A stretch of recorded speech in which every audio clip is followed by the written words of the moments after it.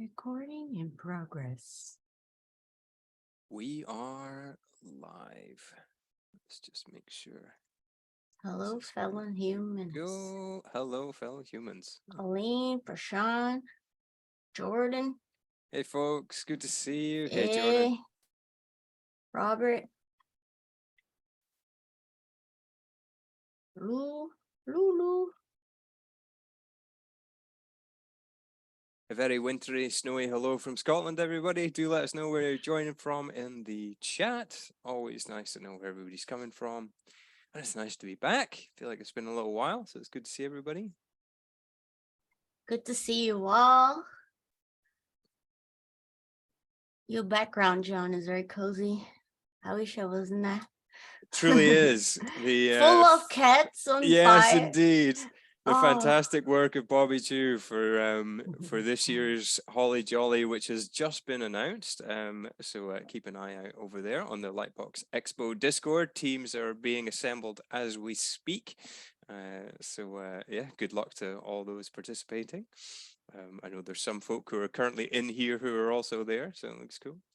Hello from LA, hello from Vancouver. Hey guys, good to see you. Oh, and I have to say, absolutely fantastic work coming from your study group, Leticia. Yeah, amazing. Yeah. I've been keeping an eye with Patricia and Prashan. They've been keeping me in the loop. Those folks are working incredibly hard. I'm blooming impressed. So I'm really glad to see that the study group feature in the Discord is of use and that people are making good use of it. Blooming well done, folks. amazing. Always good. I need to check. It's been crazy this past 2 weeks, so I didn't get the chance. Hear. Yeah, end of the year madness. True. All right. We'll just give folks a chance to get in the door and then we will kick off. What are you looking forward to? I hear things are calming down, hopefully as of Monday. What have we got lined up? Oh yeah, I'm going to Seattle to stay with my husband's family up there. And normally when I go there, I feel like a kid again, because like his mom is always spoiling us and like, I don't need to be an adult. I just need a rest, Perfect. And so that's always very nice. And then I think we stay there for like 10 days and then we get back, rest. Excellent. Rest is key. Yeah. Anyone doing anything super fun or everyone probably needs a rest, huh? I think that seems to be the common theme. Yeah, folks, do let us know in the chat if you've got anything that you're looking forward to this this festive winter season. I think we're all probably due a little mini holiday very soon. Lots of food. Resting sounds good, says Lou. Seeing family in town, sculpting and per usual. Fantastic. Good, Jordan. Yeah. Gotta keep the brain sharp. Yes, indeed. The study never ends. I like to an annual nap. Yeah. Love it. Yeah, that's good for Sean. I like to bring my iPad to this stuff because then I can just play around in Nomad if I want to. But and then I keep sculpting without needing to turn on any computers. That sounds like a good idea. All right. Let's get this show on the road. Where are we here? Fantastic. Well, folks, it's always good to see you. As I said, absolutely fantastic to have Leticia Gillett back with us once more. Posing today. Excellent. So all your hard work is paying off, I see. So it'll be super cool to see your characters in action. So designing stylized 3D characters in ZBrush. We're on to character posing. Of course, I have the wonderful Leticia Gillett, VizDev sculptor, character modeler, currently working as a character modeling supervisor at Walt Disney Animation Studios, and Strange World is coming to Disney Plus on December 23rd. So if you have your subscription for that, then you can look forward to that over the festive period. Question, folks, as usual, do pop them in the text chat. If you go to the bottom left of your screen there, Q&A. If you type those in, I will pop those over to Letitia when she's ready. Or if you'd like to ask your question live, you can do so by just going to the bottom right-hand side there where it says raise hand. You click that, I will give you permission to talk and you can ask your questions live. The rewatch, as ever, will be available on Monday, so you can catch that then. And the final webinar with our amazing guest is tomorrow. So, wow, that is absolutely flown by. So I wish you all the very best for that. And yeah, Letitia, that's it for me, I believe. So take it away as ever. There'll be a 10-minute break on the hour. I think we all need it this time around, so I'll be enforcing that. Prashant can get a nap. Yeah, all right, the floor is yours. Take it away. Awesome. Yeah, so like John said, today we're doing posing, and then tomorrow is our last webinar, which is going to be rendering. We're going to use a tool called Marmoset Toolbag 4. So if you never heard of Marmoset Toolbag before, I highly encourage today after this webinar to go look at the website and just type Marmoset Toolbag 4 on Google, and then you can find it there. It's a game engine normally to present game assets, but a lot of people, including myself, we use that engine to render high-res models, and it's such an easy, cute, little cutesy program. I love it because it's so easy to teach, it's so easy to use, and you guys are gonna see it like in no time. You all gonna feel very comfortable inside Marmoset, and it's easy to work with it going back and forth ZBrush Marmoset as well. So I highly recommend to download the trial version if you want to try with me, and then purchasing in the future if you decide to. They're not paying me to say those things. It's just a very, in my opinion, very easy, straightforward, clean software to do basic renders that we're going to do. We're not going to do anything crazy. We're just presenting our models. Remember, form is perceived by light in 3D, right? We cannot touch it. So the lighting on how we show form, how we show a model is as important as the model itself. It can make it or break it, your model. This whole time we've been working so hard on this model. If you don't understand basic concepts of lighting that we're going to talk about tomorrow, you might do disservice to your model, and no one wants that, right? So that's going to be tomorrow, but for today, we're going to do some posing for our character. And I know there's some things we need to finish on our character, and we're going to do a little bit of some stuff, but we're going to focus on posing today. Any questions on that before we start? The link is in the chat, folks. If you want to take a quick look at that, just open up the chat, and it is the last one there, the most recent. Awesome. Yeah, so John posted here, form is perceived by light. I think that could be our reflection phrase for today, okay? Remember that, like, we're not just modelers. We also need to work as lighters, and we need to understand what kind of lighting condition is going to present our model the best way. Lighting has so much of storytelling. It's not just about a model having storytelling, but the light can bring so much more to that. And we're going to talk all about that tomorrow. Cool. All right, before we start, we're going to do our breathing. So just 3 intentional breaths, remembering to be kind to ourselves, being kind to the world, and open our minds, expand our minds for knowledge, expand our minds for the ego to rest. Okay, so let's do that. I'm going to count the same thing we've been doing the last ones. We're going to count 4 by 4. So inhale by 4, 2, 3, 4. Hold, 2, 3, 4. Release, 2, 3, 4, hold, 2, 3, 4. Inhale, 2, 3, 4, hold, 2, 3, 4, release, 2, 3, 4, hold, 2, 3, 4. Last one, inhale, 2, 3, 4, hold, 2, 3, 4, release, 2, 3, 4. All right, now breathe normally a little bit. And let's set ourselves to expansion. Cool. All right, let's do it. I'm going to share my screen. And we're going to look at what we have since last class. So I didn't do much here.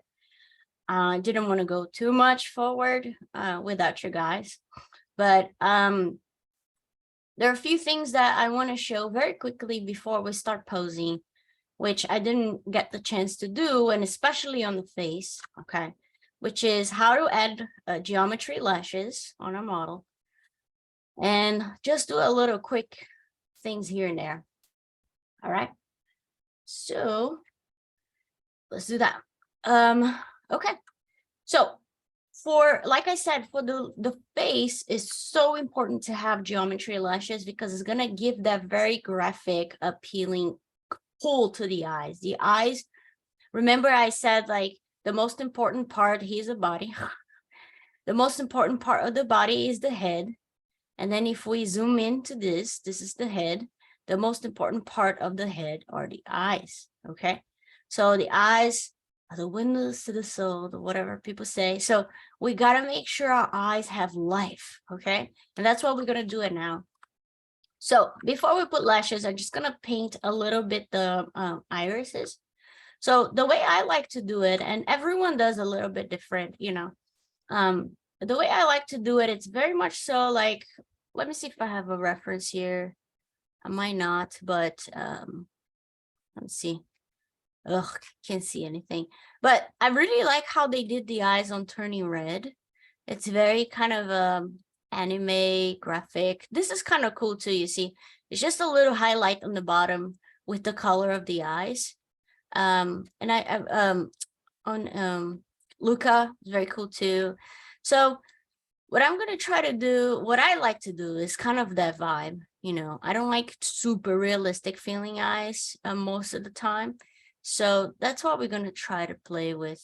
This will be what I call a more realistic eye detail, which is fine. It works very good too, you know. But when I'm doing my models, I like to go a bit more stylized with the eyes as well. Okay, so what I like to do is I like to create a brush. So I'm going to go to my standard brush and I'm going to use, well, actually, I don't need to change anything. The only thing I need to change to be able to paint, because if I start doing something now, I'm moving, right? The eyes, we don't want that. We want to paint.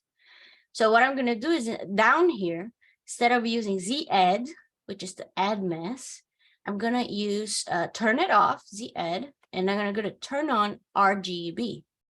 Okay. And if you're using regular ZBrush, it's going to be up here. It's going to have the RGB button. Okay. So whatever is up there in my UI is down here. So I'm going to use the RGB instead. Click here. So if you see now, I have like a color and I can paint, right? So in his case, his eyes is a bit like a dark brown sort of vibe. So I'm going to go to like a dark saturated brown, like so. And what I like to do is to go by layers. So what I mean by that is I go very lightly, like just blocking around like the connections, just a little bit like this. And I always emphasize the bottom more than the top to make the bottom pop a little more. That's very cute in my opinion. So you can see that I'm doing a little bit, I'm emphasizing the bottom a bit more, and then we can start going a little lighter. So for the eyes, it's nice to go kind of diagonal. So I'm gonna go lighter. Instead of going lighter, going up, I go diagonal to get some saturation, you see? So instead of up like this, I'm going diagonal like this. And also you can shift a little bit from red to a bit of yellow. And again, like I go very slow. I'm gonna make my brush a bit smaller, and you can see that I'm starting to make that bottom pop a little more. And you can go a little bit on the top, but again, like mainly I'm focusing on the bottom. I'm going here, like this. And it depends on here. I'm trying to keep his pupil pretty big, kind of like puppy-like, you know, cat feeling. It's up to you. You know, I can show a way to make the pupil like perfect round, but I don't care as much to make pupil perfect round, to be honest. Like from far, it doesn't matter as much. So you can see again, the highlights very much on the bottom. And then I'm going to go a little more saturated. And what I like to do is make my brush even smaller. And I like to start doing some little taps like this, you see, just to create a feeling of like textural feeling. And if you want to see from far what's going on, you can see that it's making that bottom of the eye pop. And that's how I like to make, looking at now, I just want to move it back a little bit. But that's how I like to make my eyes pop like this, you see. And you can go crazy, you can do more or less, whatever you prefer. But that's good enough for me now. I think it makes look cool. And again, if you want to see what I'm talking about, you can look at Turning Red reference on Google, and it has some nice eyes. And if you think that the iris is way too big, no problem. I don't know if I showed you guys how to sample colors. So if you want to sample, let's say this brown that I just did here, you can press C for color, and you're going to see that it's going to change here. So if I press on the white, let's say I'm going to press C, doop. Now I sample the white. If I go back to the brown, doop. Now I sample that.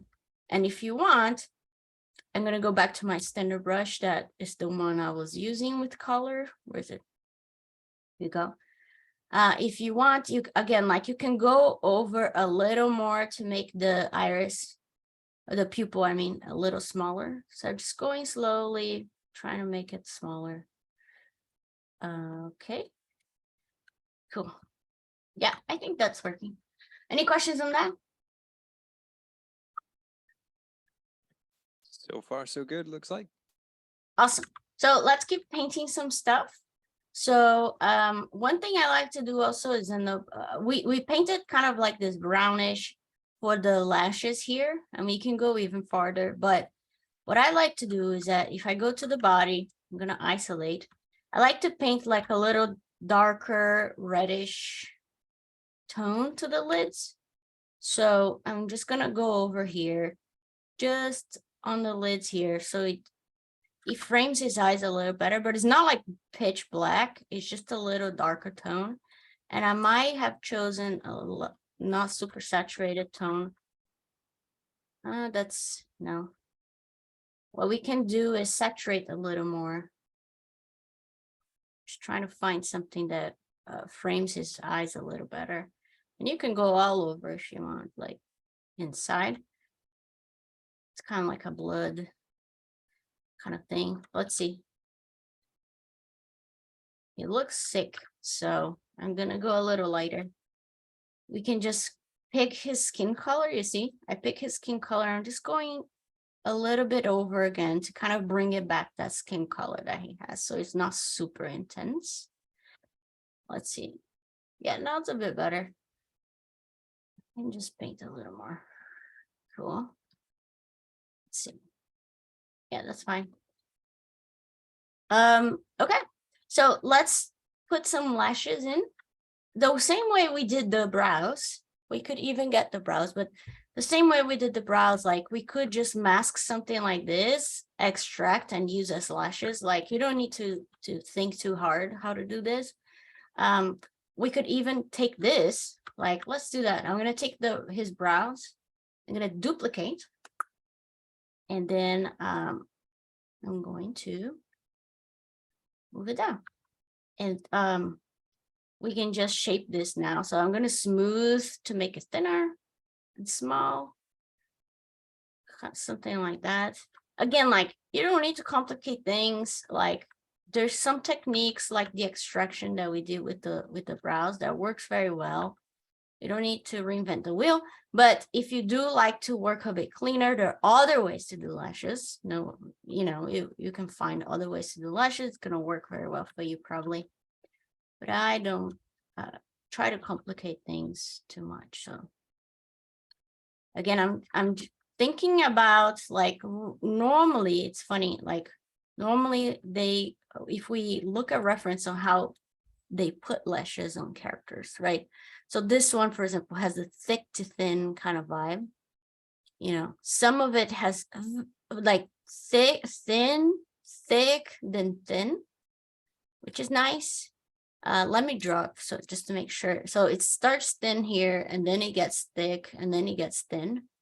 So that's super cool as well. A lot of times for characters that are set as male, they do that kind of like thick to thin to thick to thin kind of thing, you know. So very thin, thick, thin. Me myself, I like the thin to thick vibe, but we can try both. So let's see. Let's try the way Disney does it. So we're gonna go thin here, and then thin here, and then it's gonna be a bit thicker on this area. And again, remember, this is so important to frame the eyes. So important. It's so crucial. So can't stress enough how crucial it is to frame characters with lashes. All right, so you can see the difference, right? I still need to move this stuff in. It's 3D, so we got to think all angles needs to be working and touching very nicely the face. So just trying to lay that little strip there on the face.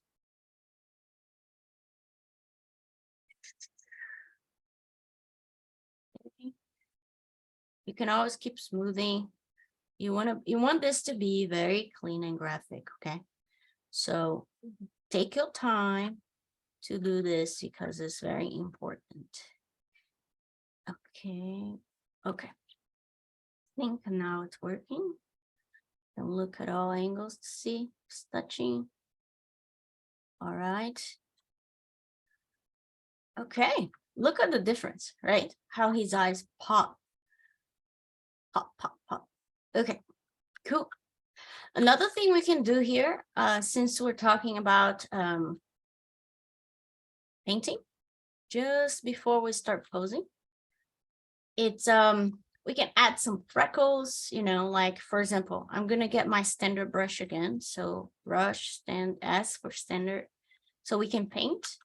And one thing I like to do with this kind of like characters that's gonna be main characters or whatever you want to call it, is to do this sort of like a sunburn like this in this area. It looks very cute. So what I'm going to do is I pick the color, I press C on the color of the nose, and then I'm going to go over and do the, do the sunburn a little bit. See, it's kind of like that.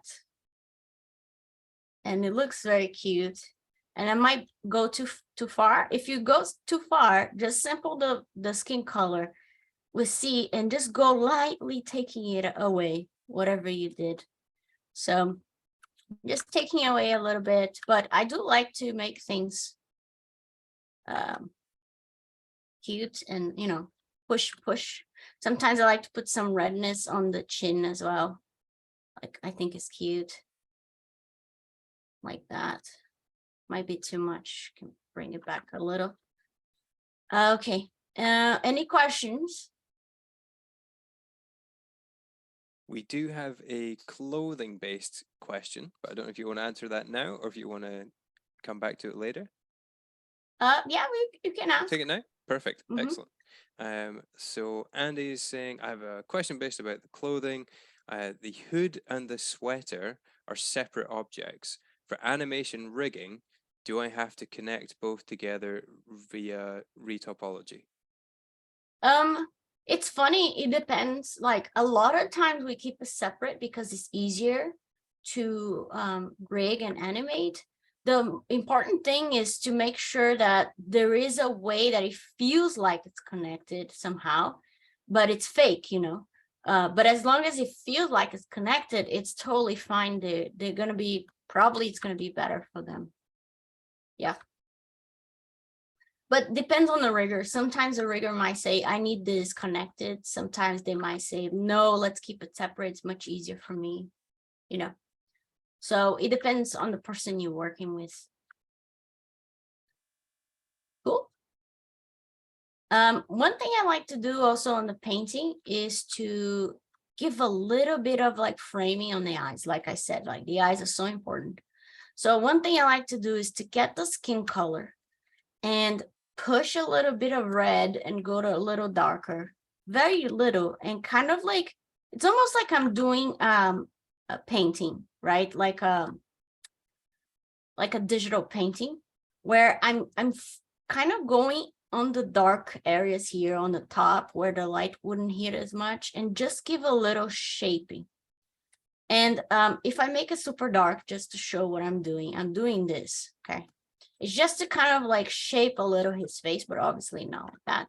So what I did is just a smidge of that shaping to kind of like help the 3D, basically, you know. And if you think it's too much, again, you can pick the color of the skin and take it off a little. And yeah, I think one thing I like to do again to help shape is just to go with the darker color and paint a little the nostrils inside, you know. So it's almost like you're cheating a little bit to emphasize the shapes of the face of the character. I noticed we didn't do the Y on his ears, which is fine. We can keep it that way, but cool. Another thing we can do is to give him some freckles. So freckles are nice. Like I like to get this kind of like color, the reddish color, and then go darker than saturated. And I'm going to turn off symmetry because you don't want freckles to feel symmetrical, right? And then you can just go around very lightly. You make a little dots. Some dots you can make a bit darker. Some you can make a little bigger, maybe like he has a little shape like this. But I'm just going around. And again, like the important thing here is to not be, you got to be organic as possible, right? Try not to be too machinery. So you can make a few that are a bit bigger, a few that are very small, tiny dots. And if you feel like it's too blurry, you see that mine is a bit blurry. That's because we don't have enough subdivision. I'm going to go back actually. Let me Control Z. And if we go to our geometry, our character has 3 levels. Painting is attached to the vertex amount, the amount of vertex that you have, which is called vertex color. In ZBrush, it's called poly paint. But basically, it's based by poly, right? So if I have a more amount of polygons, it's going to be easier to paint. If I have less, it's going to look more blurry. To show what I'm saying, I'm going to my lowest level subdivision. And if I try to start painting, you can see that it's like super blurry, right? Because I don't have enough resolution to paint. So what I'm going to do is I'm going to go to my highest subdivision level. And I'm going to divide one more time. You can press divide or you can press Ctrl D. If we're going to press divide, now I have 4 subdivisions. And if I start trying to paint, you can see that it's much smoother than before. So now that we have that, we can go with a very small brush and just kind of like go around making a few dots here and there. And make even smaller.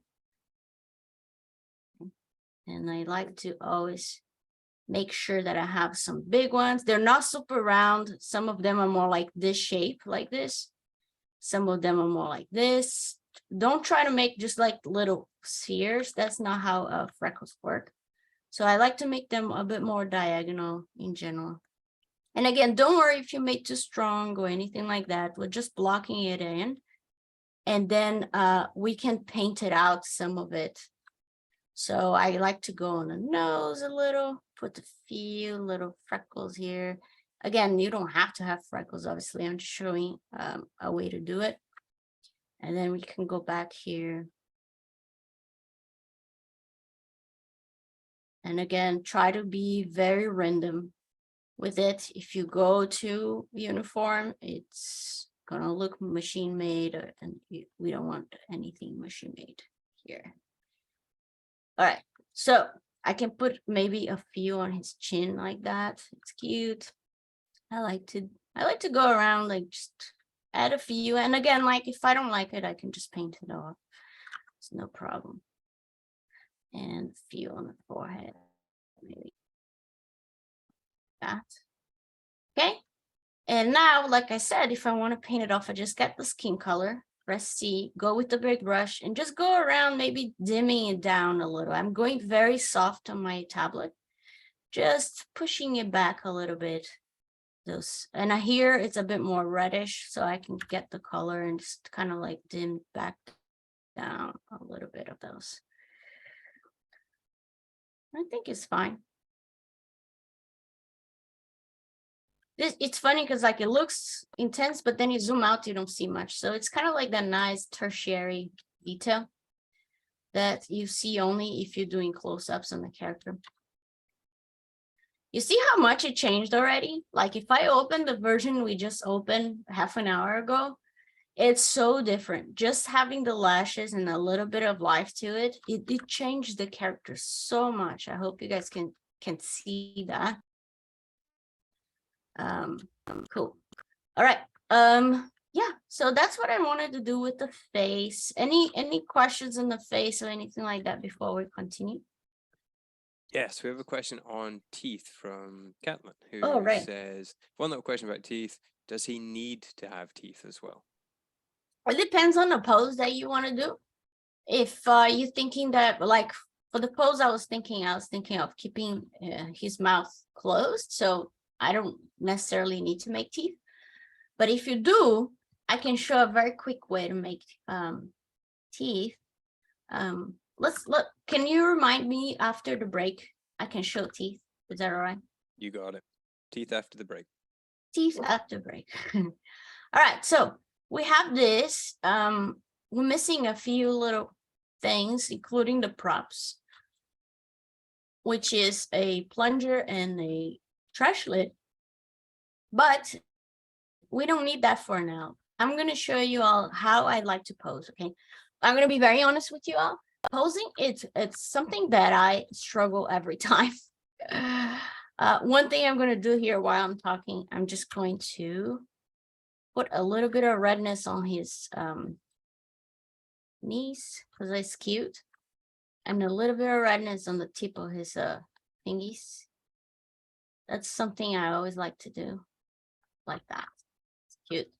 All right. So posing is always kind of hard for me. It's something that I'm, like everything else, I gotta keep working a lot because it's not something I only do at the end of the project. So by the time I get to the end of the project, I'm always like, how am I supposed to do this again? You know, kind of feeling. So the way I go about feeling good about posing, and let me just save this character. Okay. I like to use the ZBrush mannequin, okay? And what I'm talking about is this little guy here. Remember the wood doll that we all had in art school or any time in life, probably? So this is kind of the wood doll in ZBrush. And I like to use this because I can play around without breaking anything in my character. And then when I find the pose that I want, I use as a reference, you know. So for me, it's easier than like going hardcore directly on my model. So I'm going to show you guys how to get this wood doll, but I'm just going to show before a few poses. So I start blocking and I did this pose, which is very stiff, in my opinion.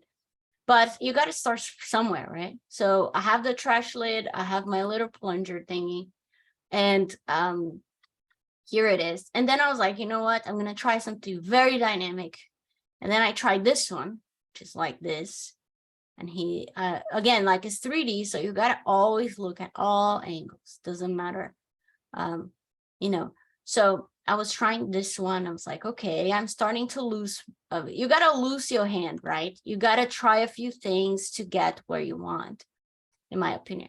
So this was nice for me to lose my hand, like push myself and try different things. Then I tried like a funny one where he's like, you know, kind of going with the plunger on someone as a fight mode.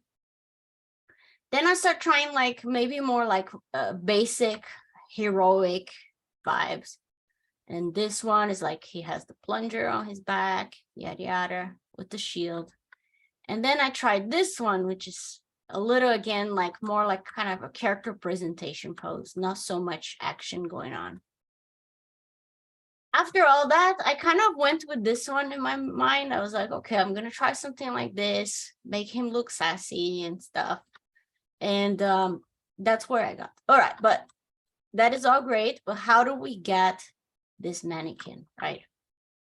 And it's a little tricky, and I wanted to show you exactly how it is because it's a bit annoying, but it's not too annoying.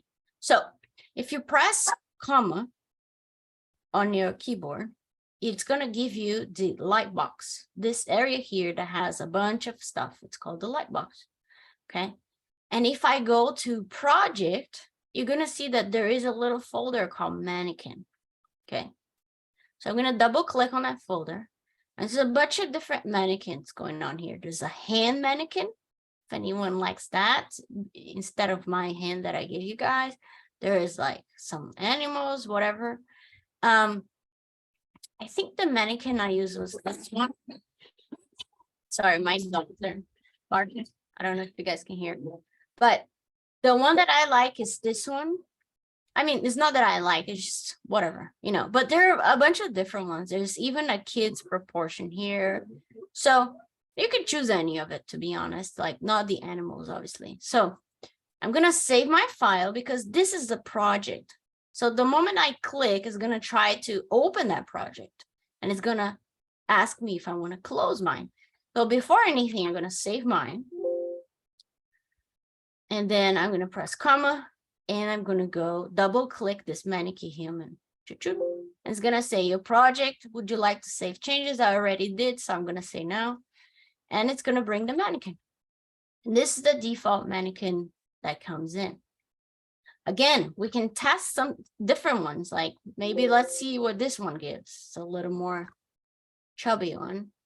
Not chubby, but like, you know, normie. We can see, let's check this one. First one, just see if there's any that we enjoy a bit more.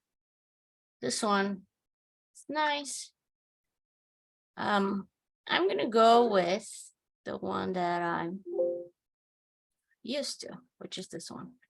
All right, so how do we bring this thing to our scene, right? Because we don't want to have to do in one scene and then open another scene, yada yada. So the easiest way, this is the project again.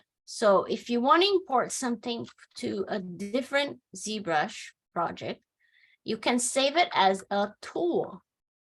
So there are two things in ZBrush very important to know, which is you have your project, which saves everything you do in your materials, your color background. Is like it saves your whole thing. And then there is a saving a tool, you can see here on tool, that is just saving this tool here. That has the mannequin. It's not saving any properties of my project or anything like that. Okay, if anyone has any questions about what I just said, let me know. So I'm just gonna save this tool as a tool instead of a project, which is what it should be in the first place. So I have my tool here. I'm gonna go to save as on tool, not on project. So save as, you can save anywhere you want. So I'm gonna put here, the name is here, mannequin, Ryan, whatever. So I'm going to save on my webinar 5 folder. Save. And now if I go back to my project, I'm going to open my project, which is this one. Okay. So now if I go to what I like to do normally to load a tool, you just go here, load tool. And then I can go and get that tool, which should be here. Why is it not here? Okay. Should be here because I just saved it. But let's try it again. I'm going to open my tool again. I did something. Didn't sleep well. All right. So we got our tool. I'm going to save it right here as a ZTL. Schoolism webinar 5, save. Now let's see if I can load it. I'm going to get here. And I'm going to load the tool. Oh, here you go. I don't know what I did before, but it's here. Great. So now that we have our tool and we have our character right here. So what I'd like to do is I'm going to turn off perspective. And the way you do that is just press P. I'm going to put my character here on the side. And I'm going to teach you something new that it's very important, which is a snapshot. If you want, for example, present your character to your director, right? And your director is going to be like, I want to see him on front view, side view, 3/4. A very easy way to do that in ZBrush is to do snapshots. So if I press Shift S for snapshot, it takes a snapshot. See, it saves it there. Now it's 2D. I cannot edit this model. It's just a snapshot of the model. And then I can come here. I can put it 3/4. Shift S again. I can put in profile and I can show stuff to my director, art director, and it's all good, right? To clean your viewport now, because it has those snapshots here and we don't want it to model, you press Control N. Control N cleans it. Again, Shift S, you take snapshots, you can zoom in and take another snapshot, put in profile, whatever you want to do. If you want to clean it, Control N, it cleans it, right? So what I'm going to do again, turn off perspective, I'm going to put it here. I'm going to do Shift S, and I'm going to get my mannequin, and I'm going to try to match proportions of my model, okay? So if we look at here, I can make it a little bigger. So I can even draw some lines with my Epic pen. So here's like the line of the body. Here's kind of like where the knees are. Here's the top of the head, you know, and here is the bottom of the feet. So you can kind of play with your mannequin now. So we can try to bring some proportions back.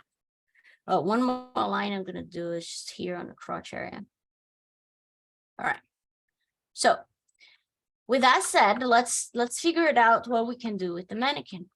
An important thing is that we're going to change proportions on it, right? So what I like to do normally is to try to match the size of the body, which is going to be very, very much similar to what we did. It's kind of something like this. You can see that the knees in the right place, the crotch area might be a bit higher, but that's fine. And with down here, you can see we have move, scale, rotate. So I'm going to go to scale and I'm going to scale the head up to match our head.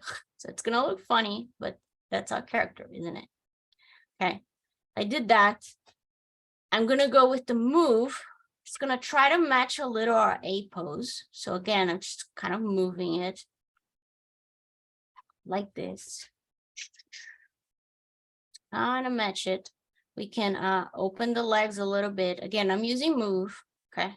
Just, again, trying to match what's going on with our character. If you go to scale, you can kind of scale his belly a bit to make a bit chubbier, like our character.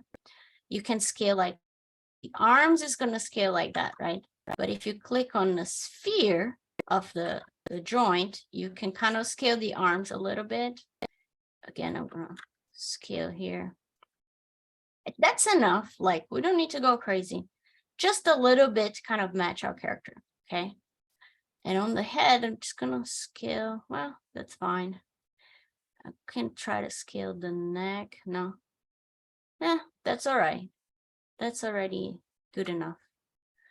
And that's it. So if I go back here, I can kind of see things working. Maybe our shoulders needs to go down. So I'm going to get move and I'm going to move the shoulders down a little more. Kind of match it here. If you want to, you can rotate the hands as well to get that vibe that we have. But it's pretty close. Again, it doesn't need to be perfect at all. It's just close enough so we can kind of get the vibes when we start posing it. The belly's way too much far forward, so I'm just going to push it back a bit like this. And that is that. Any questions on that before we start posing? Is that clear enough? So yeah, we have a question from Marie who asks, I have a question for the taking snapshots for preview. When taking a screenshot like over the documents menu, is there a way I can raise the anti-aliasing? Excuse me. Is there a way I can raise the anti-aliasing to 16-bit like in Maya viewport? Thank you. Yeah, that is a great question. The way to do it in ZBrush is a bit weird. You have to increase the size of your document. And yeah, let me show that before we start. Okay, so, okay, we did our mannequin. That's great. I'm going to Control N here to clean my viewport. And that is a great question. Okay, so some people ask this a lot, like, why is it so jaggedy? I need to have a smoother model, right, to present to my director or whatever. And I agree 100%. So the way to do that is your size of your document. It's almost like the size of your canvas, right? So if I go to document right now, you can see that the size of my document is 1535 of width by 886 of height.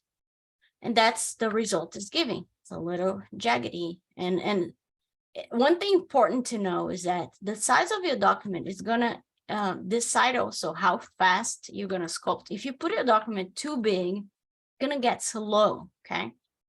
So if you want a cleaner model, more anti-aliasing, you can double your canvas, okay? So I'm going to, it's a bit tricky, pay attention, all right?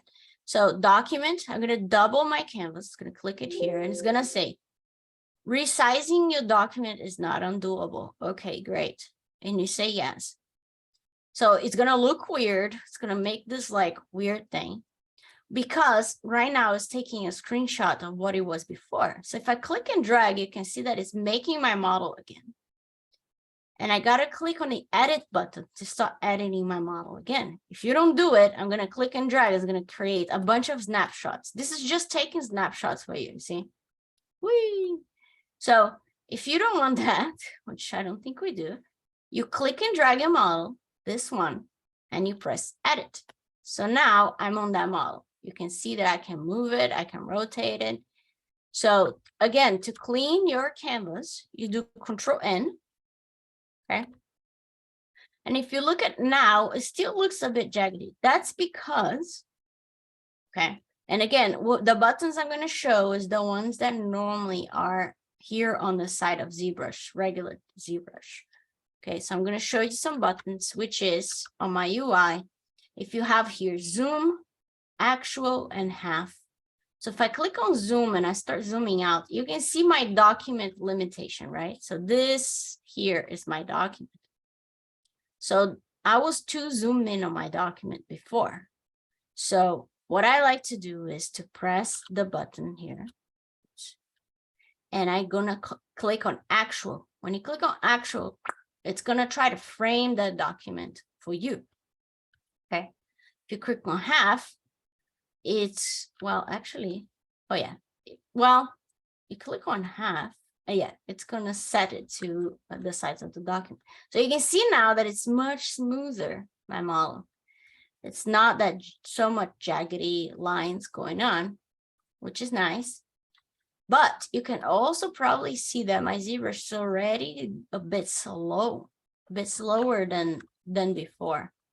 So when I take snapshots to show directors, I double my canvas like we did, and then I do my snapshots, put it here, and put maybe like this. And then I take my snapshot, I go to document save. If you go document save, document export, you're going to export this as a JPEG or PSD, whatever you want. So document export, okay? The moment I finish taking my snapshots, I go document half. I'm gonna go back to half, which what I had before. So again, I'm gonna click in half and it's gonna do that weird thing where if I click, I keep creating characters. So you gotta click and drag and click on edit. Now your character is ready to be edited. Control N to clean. And if you wanna see the size of the document again, you just go to zoom and you can say actual, you can say half, and then you go back to where you were. I hope that was understandable. It's a bit of a long way, but yeah. Okay, cool. I'm glad you got it. Awesome. Okay, so we have our character here and we have our mannequin, which is this guy here, right? So now with this mannequin, we can do whatever we want because we're not gonna break a little beautiful model, and for now, but we can play with our mannequin. So for example, let's see how we can do it, right? So I showed you guys how to edit a little bit, but how do I start doing stuff? One thing I like to do is to keep this one that is symmetrical intact. And I'm going to duplicate this tool. The way you do that is you go up here. If you want to duplicate here on your project, you see that I have many tools here going on, right? If you want to duplicate your tool, you go to copy tool and you go paste tool. And you're going to see that it made a duplication here, right? So I can keep my original one and then I can change this one. So to pose your character, most of the time, you're only going to use rotate, okay? Because if you use move, you might move things a little weird. So what I like is rotate a bit more. So turn off symmetry. We don't need symmetry. And then we can start posing your character. La, la, la. Okay, so obviously we don't just start posing characters, right? What do we need to do before that? You probably all know we need reference, right? So I have here, let's see, a few. Let me open this a little. A few things for us to take a look, okay? Of this is Ken Melton, by the way, amazing sculptor, legend. Okay, and let's look at a few things, right? And you all probably know a bunch of things about posing, which is line of action. So we have a line of action here going on his body. We also, so line of action. It's kind of like a simple line that defines the main movement of the body. And some line of actions might be very stiff. Some might be more emphasized, some might be a lot. We can check it out, right? And then we have contrapposto, which is normally when you relax your body, whatever your hips movement, your hips is doing, there is a contrapposto going against it. On this one, for example, is not going so much because he has his gun on top. So he's kind of doing parallel like here. But in general, we try to do a little bit of that contrapposto, which is going like against the kind of like, if you were to find the verge of the point, it would be that, like going like that. Okay. Another important thing is to think about simple flows of the body. You know, it's so beautiful. Like let's find a good reference here. That is an amazing flow of the body here, right? There's a line that goes like this on him. It's just like this S curve going on here. So good. And then there is this feeling here that goes all the way, that like brings our attention to whatever magic he was doing here, right? His eyes are going. So again, like we got to think about storytelling, what's going on, you know. Let's find another one. This one has more contrapposto. So let's see this one. So we can see that the hips are going like this, and then the shoulders are going like this. Again, contrapposto. A very easy line of actions like this, right? Like so much sassiness on it. He is a very uptight guy, so there's a lot of very like straight feelings going on, you know, like pa pa, kind of breaking like this. A lot of straights going, and then we have that S curve going on the pose, giving that sassiness to him. Okay, so one thing it's cool to, this one is very symmetrical, which is nice to, you know, doesn't need to be everything with that amount of flow. Let's see on Pocahontas here. Pocahontas has a good thing also. So we talk about line of actions, we talk about contrapposto. And this one has also what we call a twist, which is this pelvic area here. If I created a plane, it's pointing this way, right? And then the chest area is pointing kind of like that way. I don't know, but it's, there is a little twist going on, you know, is they're not like facing the same thing. There's a different angles of facing going on. Okay, again, a little bit of a contrapposto going on here, right? We have this simple motion going on here. Beautiful sculptural hair, flowy hair, so cool. Anyways, you guys get the idea. So this is kind of the things we're going to think. So we got to think about our own character. What kind of personality, right? Our character is dressed for Halloween as his raccoon superhero trash kid. And he's so proud of it. He made the costume with his mom. So we want a pose that makes him feel like he's having the best time, like being a superhero and ready to take the world, you know?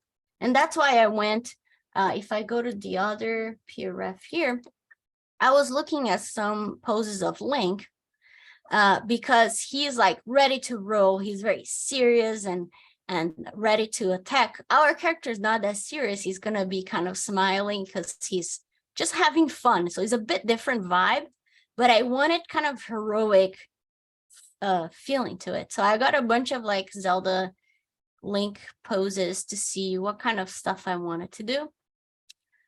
And I liked this one a lot. I felt it was a bit stiff for him because he's a bit more sassy than this character, our character. But I liked how like the shield was here in the front. I liked the kind of like spread legs, heroic kind of stand. But I wanted a bit more of organic feeling to it, you know. So I'm going to use this as a reference. I think I have another image here. Yeah, this has a bit more sassiness to the pose. So I was also looking at this image. I love this turning red pose, but I thought it was a bit too much for my character because he's a bit more naturalistic. So I'm mainly using this one as reference, but I'm not going to keep the stand so stiff like this. I'm going to keep a little more, again, like a little more curves to it. All right, so let's test it out and see what happens. Okay, so what I said is that I want to rotate a bit more to give a little more of a twist and things like that. So I'm going to rotate the leg, the pelvic to the side a little. I'm going to move this leg to the side, open a bit more, spread. Okay, again, we got to think of 3D. So maybe I'll give a little bit of like a change like this. One thing I like to do a lot is to keep this feet forward, kind of like a lot of people draw feet like this. Like this one is looking for the front and this one looks profile. And that is great because you can see 3D of the feet on both feet. So this one, maybe we can rotate out a little more like this to give that feeling. Okay. And then, like I said, I'm going to give a little more of that contrapposto going on. So I could potentially move this leg up just a little bit. The stand is so strong as an A. It's so much like superhero that I don't want to change too much. But on the top area, I want to give a little bit of like a rotation like this for now. Okay. So bear with me. Like I said, it's a little slow for me when I'm doing. It's going to look stiff until it doesn't. All right, so for the hands, like I said, I want to have holding the plunger, kind of like it's going to look like this. It's going to go over like this, and then the plunger piece is going to go here. So I'm trying to do that. And again, you always go from big to small. So like what I'm doing, it's kind of wrong because I should be trying first to find the feeling of the torso and the legs, which are the big feelings, you know, the big pieces. So I'm gonna curve a little bit him, kind of like he's like crouching, not crouching, slouching a little bit. And again, I'm gonna rotate this all a little and start playing with that. Something like this. And then for the shield hand, just gonna make sure that I have his shield kind of like Link, like it's it's gonna occlude a little bit of his body. Something like that. And then his hand is gonna be holding the handle on the shield. Like this. That's horrible. But the head, again, like I'm gonna flow a little bit with what I'm trying to do is I'm going to have an A stand here, a little bit of a curvature going down. So I probably need a little bit of angle in this area. His head is going to have this sort of flow like this. And then the plunger is going to be here. So drawing is very helpful for this stuff. Drawing on top, it always helps me, you know. So I can bring this down. I can bring this up a little. So to the side here, and then rotate the head. Again, I'm trying to find those curves.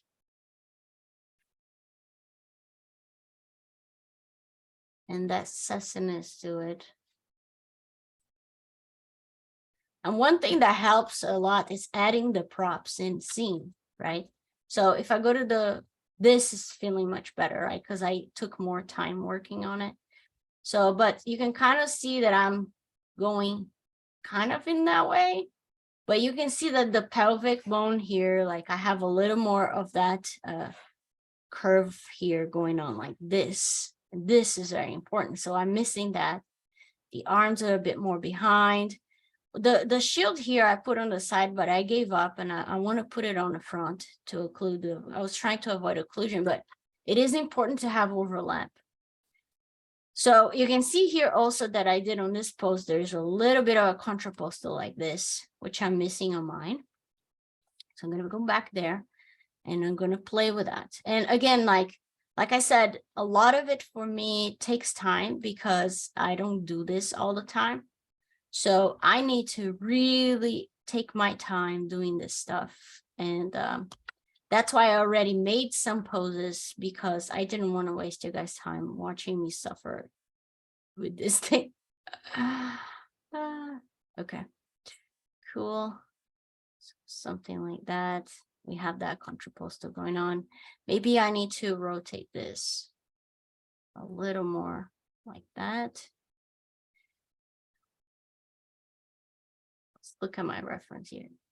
Okay, so there's I can make this little, whoops, a little bigger maybe. I'm gonna push the shoulders. Get out of here.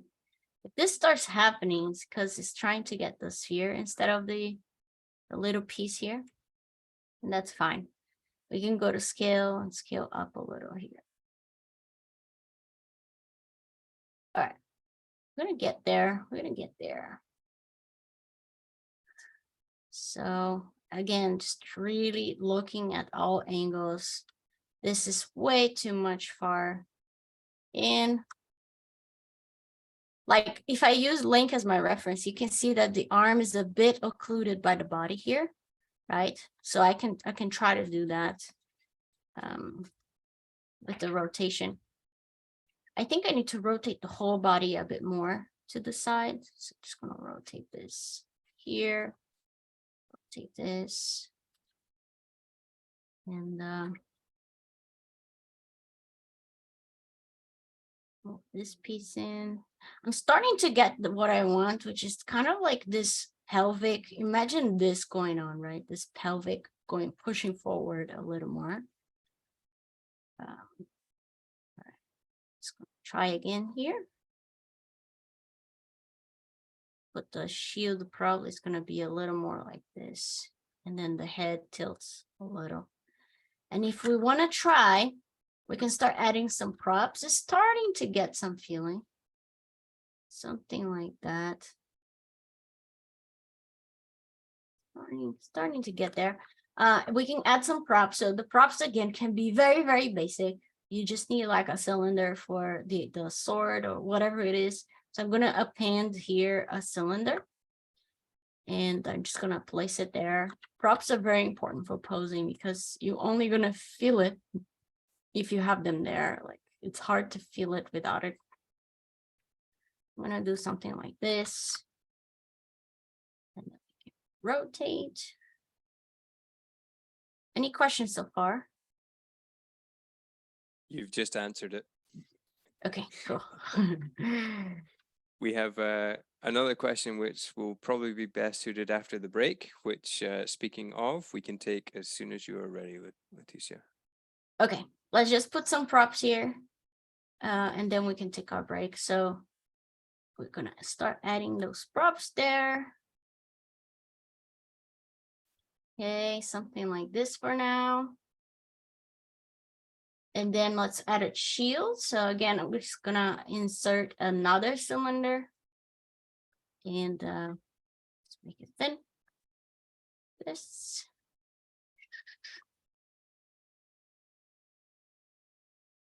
Cool.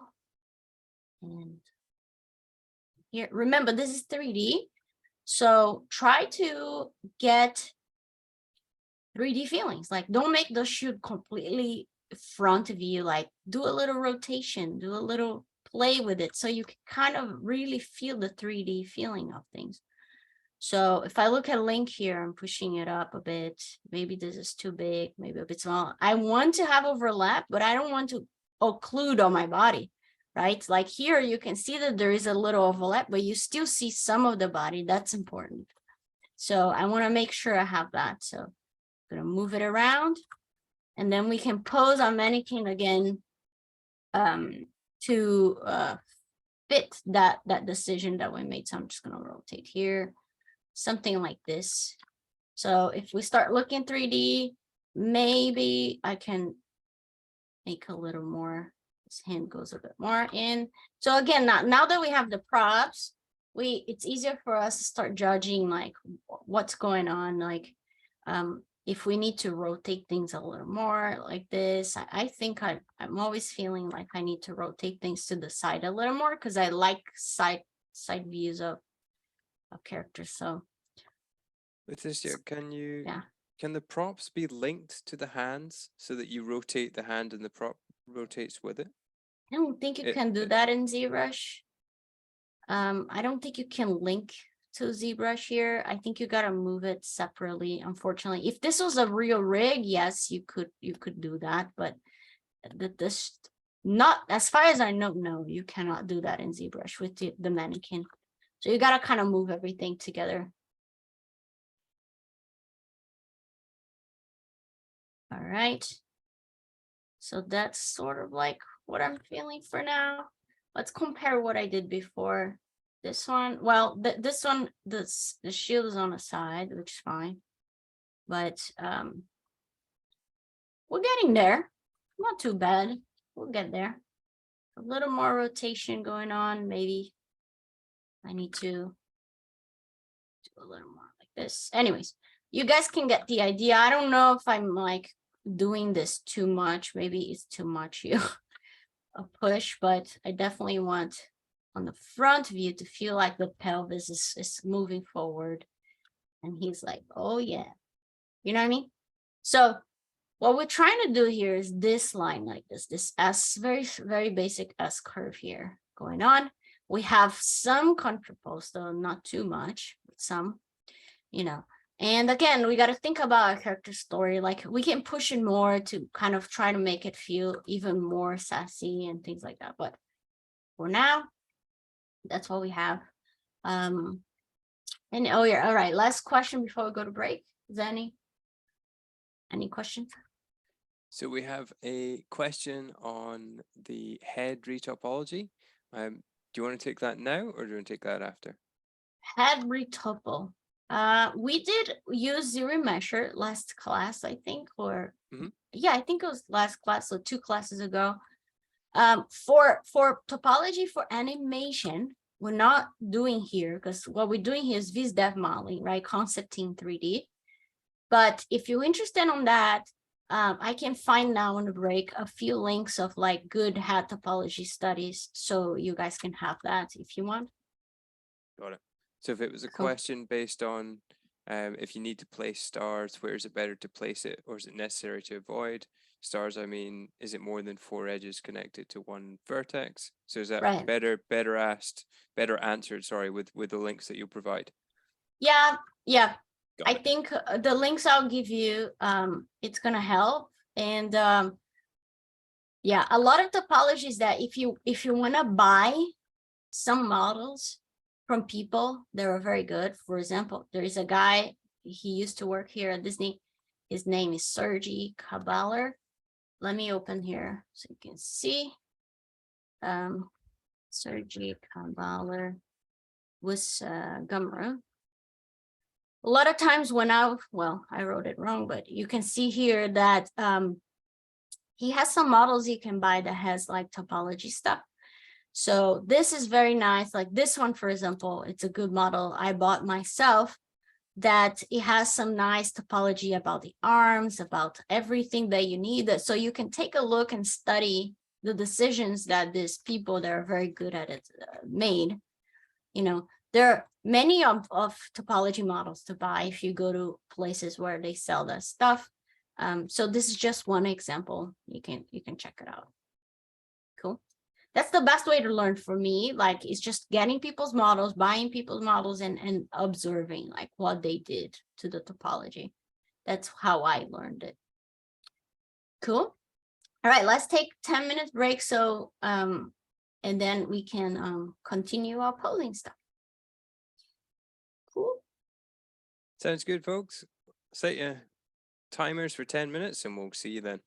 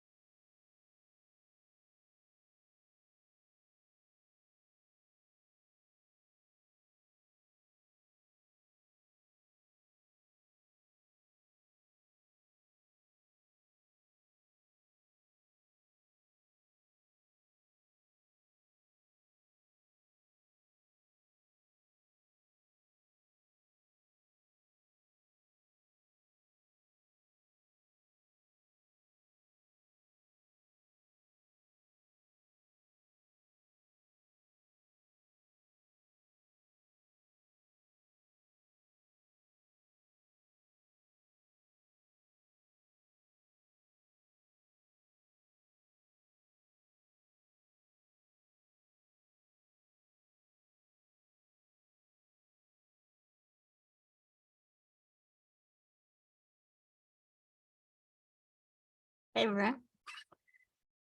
We have about 3 minutes. If you have any questions or anything, I see here, Caitlin said, can you please show us after the break your quick teeth solution? Yes, I can sure do that. Do it. If you guys have any questions beyond that for this 2 minutes we got.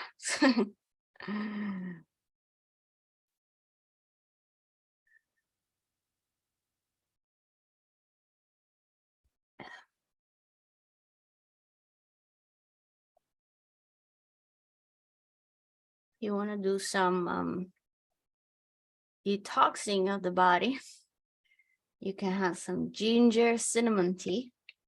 That's something I like to drink every morning if I can, to help flush some toxins and stuff out of the body. It's something I do for many years in the morning to help me cleanse the body. So highly recommend it.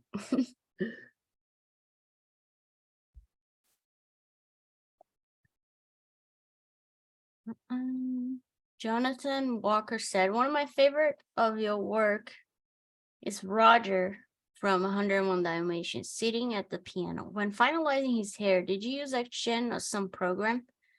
Jonathan, that model actually is just model. I used some hair textures on the model. So it's just a block of model hair. And I put some hair string texturing to pretend it's hair, but there's no actual hair there on that model. I didn't have that skill yet at that time, so I had to cheat.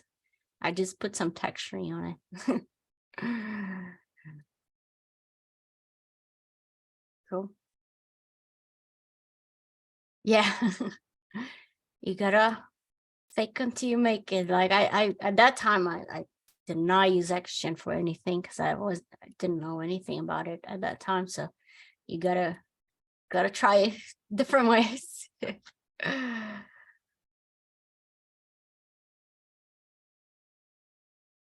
Cool. All right, I think we hit 10 minutes. So let's go back. I have one more question about studying. What's your advice after webinars? Where to advance on studying? That's a great question. I think this webinar was a lot of information, obviously. So I would focus on, like, for example, the first webinar was just doing blockouts. So I would take, like, if you have the time, like take a week or two to just make a bunch of blockouts. And then maybe 2 weeks after, you take a few of those blockouts that you really liked and try to finish, like go to secondary shapes on it, you know, and try to find different fun ideas, look at different styles and things like that. You know, a lot of it is like, if you keep studying the head, the body will come, I believe. So the head is definitely the hardest parts to capture very well. So I would try to just for now have fun on the head, make a bunch of blockouts, make a bunch of heads, put expressions on it, and have fun with that. And you see that the body, after you study some basic anatomy, will come faster. But my suggestion is always to do bite-sized exercises. You know, like we're seeing here a whole character, but if it was me taking this webinar, if I was watching it, I would be like, okay, this is great, but I'm going to do bite-sized projects, meaning like I'm going to make a few heads first, put some expression, put a little lighting, call it done. And then it's like, all right, now I'm feeling good on the head. Now I'm going to try to put a full body and then put a very simple pose. You don't need to go crazy, you know, like do little bites that you feel like you're growing, but you're not pushing yourself too far ahead. You know what I mean? Because in the past, my experience at least is that every time I like, okay, I'm going to have 3 characters and it's going to be an explosion, whatever, I would not have myself the discipline to go over all of it and have to learn all of that stuff at the same time. So every time I want to try to learn something, let's say I want to try to learn how to make hair on XGen or whatever tool, just make a little head, basic stuff, put just a little clothes in it, like a bust, and then go to town, just study that tool that you want to learn. But if I say I want to make X-Gen and I'm going to make a tiger fighting a rabbit going after or whatever, it gets a little intense. So be kind to yourself, go small bites and add little things that you want to learn. Every project I do, I set a goal, like what do I need to learn on this project and what it's going to make it me for it to have fun, you know? So this, I'm going to share my screen and then we can start. But if I open here my ArtStation, this project here, for example, you know, my main goal was like, okay, I really want to study portrait lighting and X-Gen. So I got the subject I wanted to make it fun, always trying to make it fun. So for me, it was to make a portrait of my hero, which is Jane Goodall. I got her in. I play a little bit with stylization. That's great. But all of this is kind of like in my comfort zone, right? Sculpting, all that stuff. But it was what out of my comfort zone was really trying to get the X-Gen, the skin feeling good, and the portrait feel. So that was a small bite project, so I could learn something new. And then maybe on the next project, I could go a bit farther with the X-Gen craziness, you know? So another thing was this character here, I wanted to learn Blender. I was playing with Blender. I wanted to learn Blender. So I thought, I'm going to get a character there. It's very basic. If you think about it, this is just like a sphere here, a little half sphere, spheres, a chat, you know, there's nothing here, but it's something, again, like you got to try to make it fun. You got to try to tell a story. Okay, whoops, story, you know, so you can have fun. So what I did is I got a character from a short film that I loved. It's called Robin. And I got this character and I was like, okay, I want to try and make Robin. And then I'm going to test some basic modeling, some basic shading, some basic lighting in Blender. And that's what I did with this project. It's very small, but I got to do everything I wanted to learn in a small bite. Look at this. It's like nothing, right? It's just like little spheres and that is about it. So that is my suggestion. Always go for a little bite size. And then when you're feeling hungry, like you feel like you're strong, you got the tools, then you can go a little bigger, you know. That would be my advice. At least that works for me. Cool. All right, let's yeah, of course. Let's do the teeth very fast. So normally what I do for teeth, and this is going to be very quick, is that I take a cylinder. There's a cylinder. Sorry. Okay, I want to insert a cylinder. Okay, so I have the cylinder, right? And I just want half of it to create the denture. So I'm going to isolate here, show wireframe. You can see here.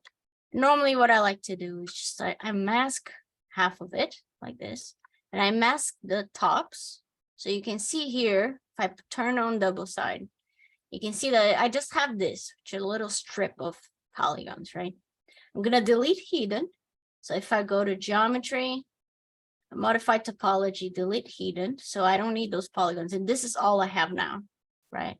One thing I don't like when you get the default cylinder is that it gets a lot of topology going on here. You see all these horizontal lines.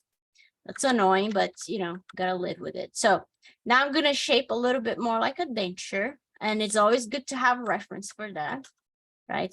So for me, I know kind of like how in cartoon, we try to keep it this front part a little flatter. And then you give the turn like this, right? It's almost like a half cylinder, as we know. Sometimes, like I said, in cartoon, it might be a bit flatter overall because it depends on how the shape of the mouth is, yada, yada. There's something like this, you know.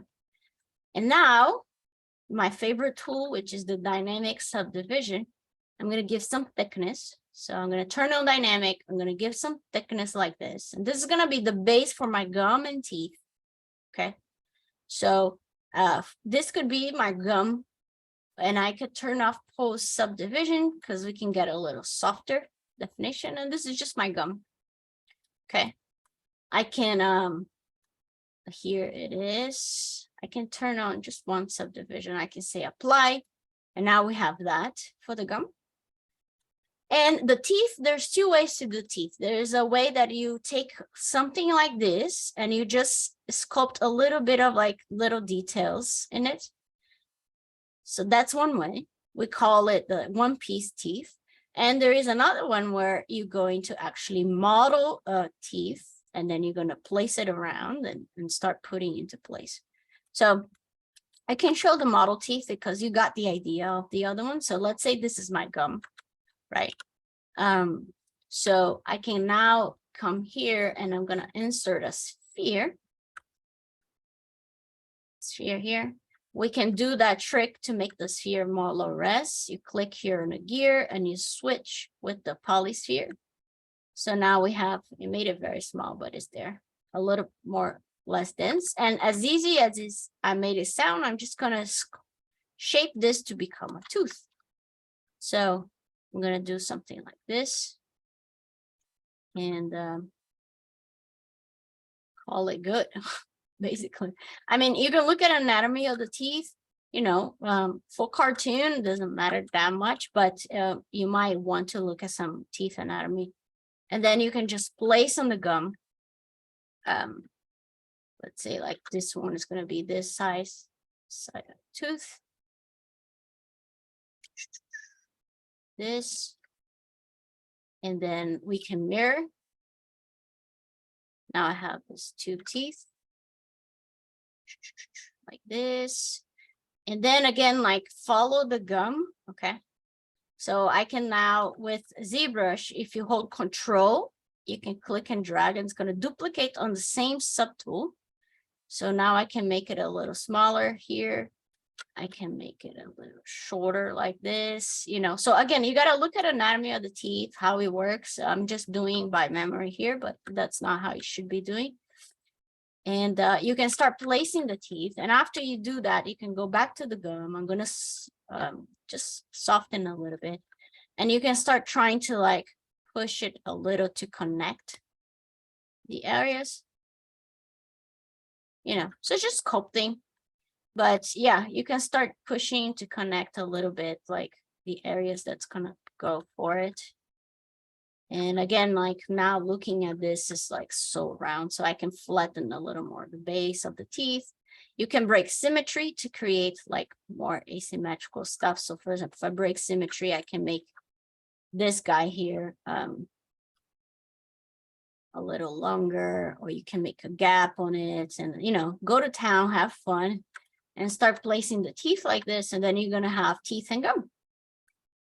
Is that clear? You can go all over, obviously. Like, again, you don't need to have the same amount of teeth that we have for cartoons. Like, I might add here the canine, like, let me get here. So if I add the canine here, and then back there, I just put like 2 big tooth and that call it good. Like, I don't go crazy. But yeah, this is what I'm going to see.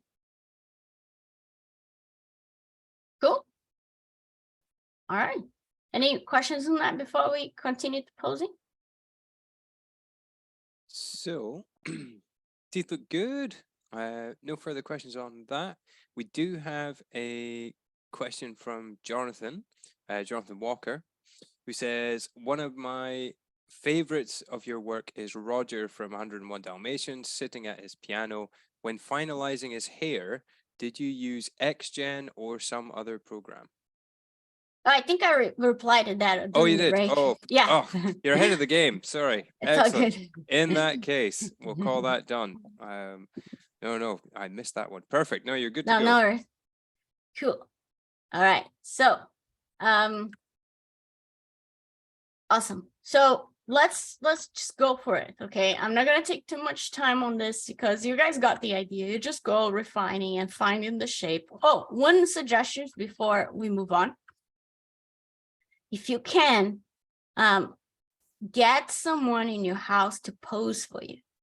This is so important. Like every time I'm struggling with pose, if I get my husband or anyone that you have available, your mom, your dad, not your dog, because you know, but your sibling or whatever, a friend, whoever it is, if you can get someone to pose it for you, is so helpful because you can really rotate yourself around them and really pay attention on what the motion of the body is doing. You can art direct them to do certain motions that you need. And for this character, I actually asked my husband to pose for me, but he was not feeling good about me putting the photos here, unfortunately, but it was very funny. But I forced him to pose for me, and then I was able to like go around his body, like spinning and looking what's going on with the shoulder, what's going on with the head, what's going on with the neck. And that is so, so helpful, okay? Especially if you, like me, you struggle with posing. So that is an advice to get.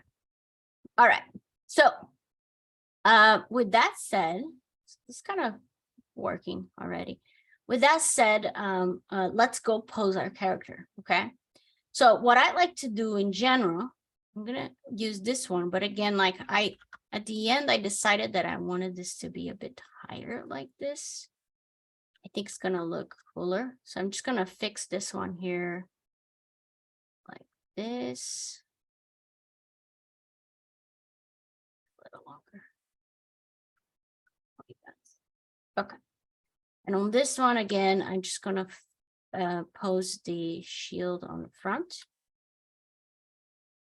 So.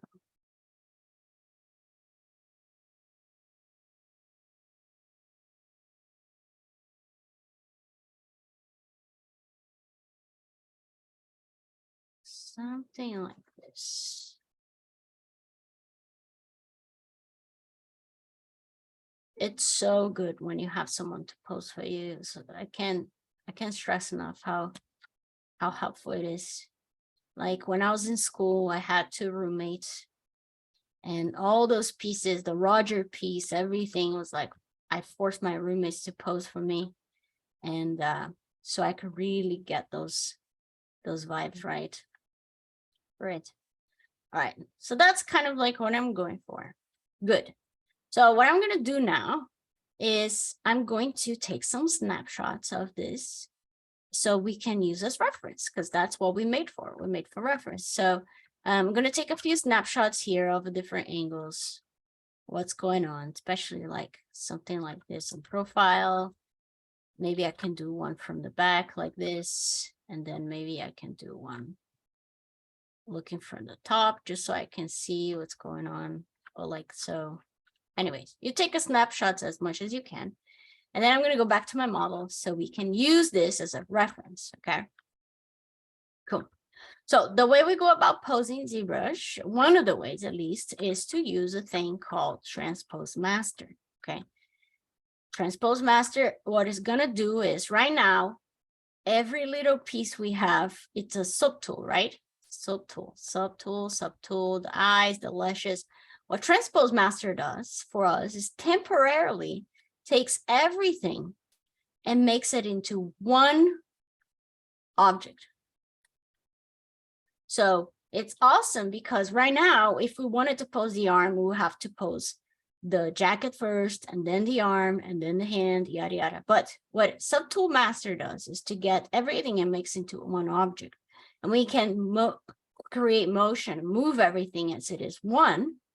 And then we're going to tell Subtool Master, bring it back to all the subtools, to its own subtools that we have. And it's going to do, and it's going to make everything go back to normal as it is after we pose.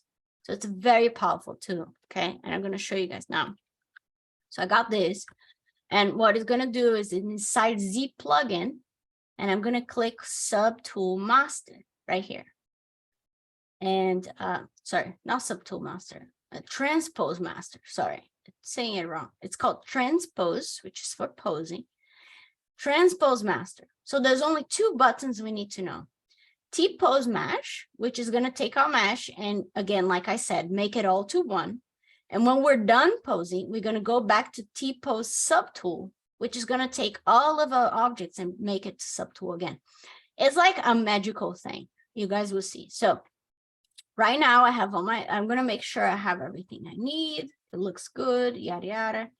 That's great. And again, I'm going to go Z plugin, T-pose mesh.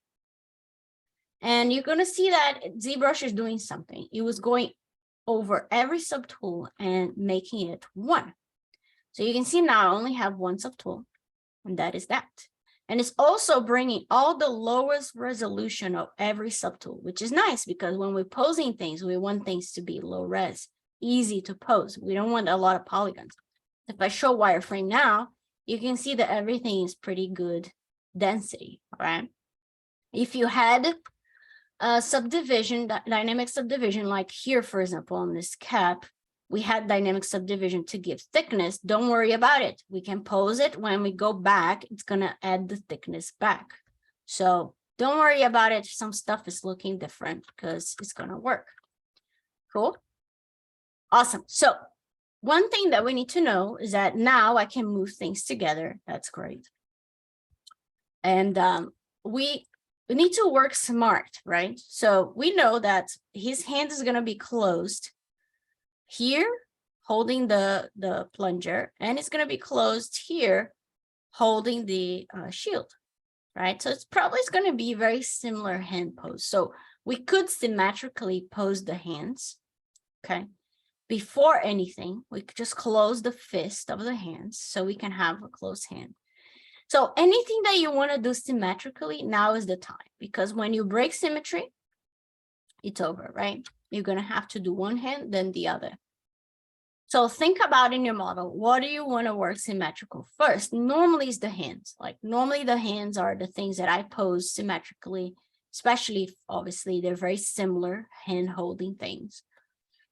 Okay, but I'm not going to worry too much right now because hands take a long time to pose, and I'll show you a little bit about it. But what I'm thinking is mainly the main shapes, like we did on our model. I'm going to spread the legs the way I want. I'm going to rotate stuff, yada, yada, yada. So I'm going to break symmetry for now.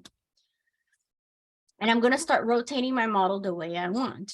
So I'm going to rotate to the side because his whole body is going to be looking to the side, right? And I'm going to start posing the legs first and the hips. Okay. So again, posing takes time. It takes patience. So you gotta be nice to yourself, and it's going to be dirty. You're not going to be able to keep everything clean all the time. You're going to have to clean it later. So I rotate his body to the side, kind of like the way I want. And I'm going to start selecting things. So I want to move this first leg here. So the way I do is I got to do some masking, right? You can go here, for example, start masking things. But because I like to work clean most of the time, what I'm going to do is I'm going to select here just the boots. And I'm going to mask just one boot here. Cool. Now I'm going to go isolate just the body. Control Shift, click. You isolate the poly group, right? I'm going to get the whole leg here. I'm going to isolate the shorts. I'm going to get the whole shorts leg here. So you can see that it's time consuming, which is all right because it's important. So now I got all the leg that I need. All right. And if you want to soft select a little bit, you just can control click a little. So now I have this leg mask, everything unmasked. I'm going to invert. So control click outside, invert the mask. If I'm going too fast, let me know. If there's anything I'm doing that you're not understanding, please do let me know. And now it's important to put the pivot point where the leg would probably pivot, right? So probably around here. And again, always go back to your camera view. So what I want to do is to rotate the leg out like this, and then rotate the leg out like this. So I'm trying to rotate the way I have on my pose. And don't worry that the foot is not planted. We're going to plant the foot, but I'm just trying to find it. Again, I remember for the mannequin, because I did the pose of mannequin, that I rotate the leg out forward like this. Okay. And you're going to see that something is going to start breaking, and that is totally normal. Okay. So I did that. That's great. Now let's do the other leg. So this is looking forward. Actually, if we want to plant the foot here, we can do that. We could even just get the boot and plant for now. Careful one thing. Look, when I mask my boot, I mask a little bit of the side of this boot. So be careful with that. Back like this. Okay, what was I gonna say? You can blend the boot. Yeah, that's what I was going to say. So I'm going to isolate here, take this boot again, invert. And if you want, you can just for now blend just the boot. So I'm going to rotate like this, rotate forward. Again, like, don't get too caught up in making everything perfect at this moment. You're going to have time to fix things, all right? So I'm going to go back here. It's a game of like hiding things, masking things, and because we don't have an actual rig here, all right? We don't have a rig tool. We're not using a actual rig. Like if you look at Prashant's work, he's actually using a rig inside Blender. So that is awesome and is a skill, all right? But what we're doing here is not that. We're posing the character using the tools we have, all right? So on the body, for example, we can just use the move tool. You're never gonna see the foot. So if I get move and I just, whoops, I get the move brush and just move it a little bit to plant the foot, that's all right. No one will ever see that foot, okay? You can even smooth the foot if you want, like it doesn't matter because we're not gonna see it. We only see the boots, right? All right, so we did that. Let's do the other leg. So you can see where we're going. Now we're trying to mimic. The cool thing about posing with the mannequin is that it kind of maps in your head what you need to do because you had to do it on the mannequin. So I highly recommend using the mannequin for that because it really helps you to create that idea of what you need to do instead of just going crazy without any idea what you're doing. So I'm moving the pivot point to where I want. Again, it's not a math science here. We're just trying to have fun, move things around. So I'm rotating this leg to the side like so. I'm going to make sure that I also in the profile rotate it in a little. And again, always look on your view the way you want it. So I think that's good enough like this. We can plant the feet. I'm going to plant it forcing right now just for the sake of time, but you can go slowly as well. I'm going fast again just for the sake of time, but because I have a post version of the model already to show you guys. So I'm not going to go like insane because this takes time. Like when I was posing this character with time, I think I spent about 3 to 4 hours just like really working on that pose, you know. So again, we know that the hips are going to move a bit forward. So what I'm going to do is get all this like bottom area actually, smooth a bit the mask, and I'm going to project forward a little bit and something like this, just to give a little bit of that hip movement. Again, so important to use the mannequin because you know exactly what you need to do. Like I'm going by memory, like just I know that on the mannequin I had to select the top part and then rotate forward a little bit like this to kind of create that kind of slouch vibe to him. So I did that. Another thing that I did is that I wanted to do at least was to rotate sideways a little. So he's going to be a little bit of a contrapposto. So I'm going to do that. Cool. Starting to get there. Maybe I need to move this back a bit. This. Okay. So you can see that I'm going from bottom to up because the bottom is the structure that it's going to hold the stabilizing of the pose, right? From bottom. So that's what I'm doing here. Cool. So for the arm now, if you want to go, I'm going to hide the hoodie because it's easier to select here. So I can select the whole arm, do a few taps here, and then again, put the pivot point here. And if you know any software like Maya or Blender, I use Maya normally. I do love using the rig in Maya. There's a rig called Human IK that I use. If you prefer, but in this class, I wanted to use the ZBrush tool so you guys can see everything inside one software. I don't want to complicate too much. We're already using 2 softwares, which is ZBrush and Marmoset. So yeah. All right. So what I'm going to do here is going to push this down and push it up like this.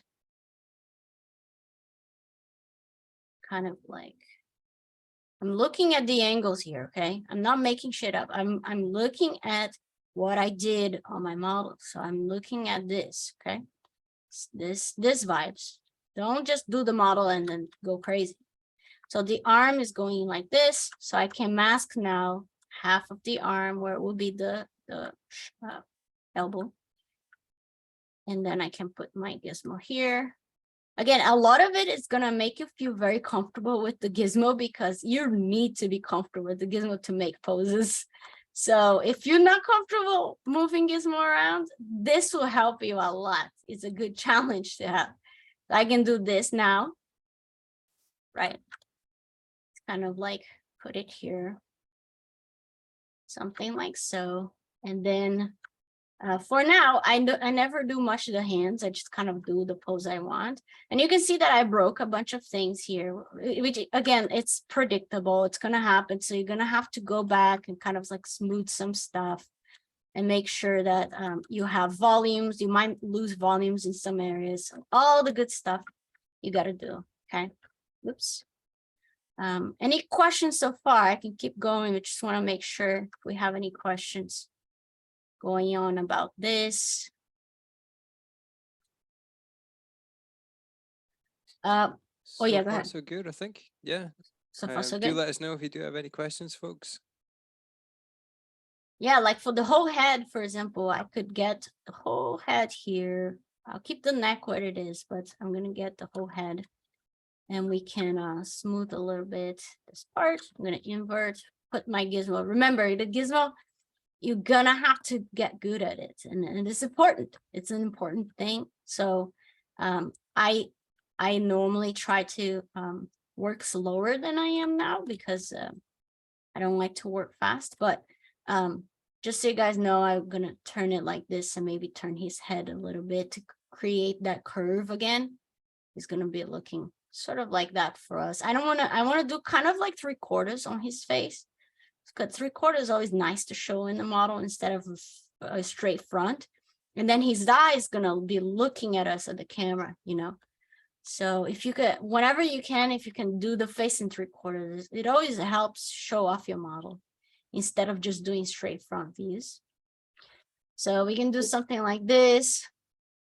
Cool. And then for the other hand, again, like same thing, I'm going to mask it here.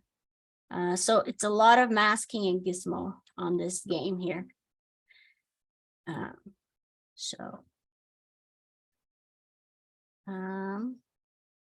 Cool. Make sure your gizmo is on the center of the mass of the arm here. Sometimes I like to rotate the gizmo to kind of like point some angle. You see that I'm pointing X down to kind of like match the angle of the arm. That helps me rotate stuff sometimes too. So I'm going to invert, do a little thing like this. And then for the other arm, even though I hid here on the shoulder, I can kind of see what's going on here on this angle. So what I'm going to do is just move a little bit down like this and a little forward. And then that's about it. And then we can get, whoops, we can get the half of it here. And we can put the gizmo there again. Make sure it's in the center of the mass. And again, like I said, I like to rotate like this, the gizmo, so I can see on the angle that I want. And again, it's like, you can cheat. It's under the clothes. If the clothes looking good, like don't get too caught up of like, if you're breaking things too much, we're going to go over every piece and fix it and add wrinkles and things like that. So you don't need to get too intense about it, you know. So that's kind of like it. And then if we think about it, I'm going to put the hands closed here, like the fist, and then the shield is going to be like something like that. So that's kind of it. Let's just spin around and see how it's feeling. We might want a little more, like one thing you can do also is get a big move brush and do small movements. Like I want to move this forward just a little bit to kind of give that hip projection. I can just get everything and reject a little bit, you know. One thing you can do also is use the move. If I click brush, B, M for move, and you get the move topological brush, you can kind of start fixing a little bit, just the clothes, you know, I'm not messing up the body, or just fixing the clothes a little bit on things. One thing that we don't do enough in 3D that a lot of 2D artists does is to create simple lines. Like this leg here, for example, I have tube, right? Because of the anatomy, which is great. But if you're extending your leg, you can do just like a very simple straight line like this, right? And people do this in drawings, but in 3D, we got to remember that. We got to force it, break it a little bit, the model. So what I'm going to do here is I'm really going to try to like break it in to create that straight line here on the model, okay? So I can get like, if I isolate just the body here, I can kind of see that what I want is just like a straight line here, doing something like this, you see. So I'm getting the S on the leg.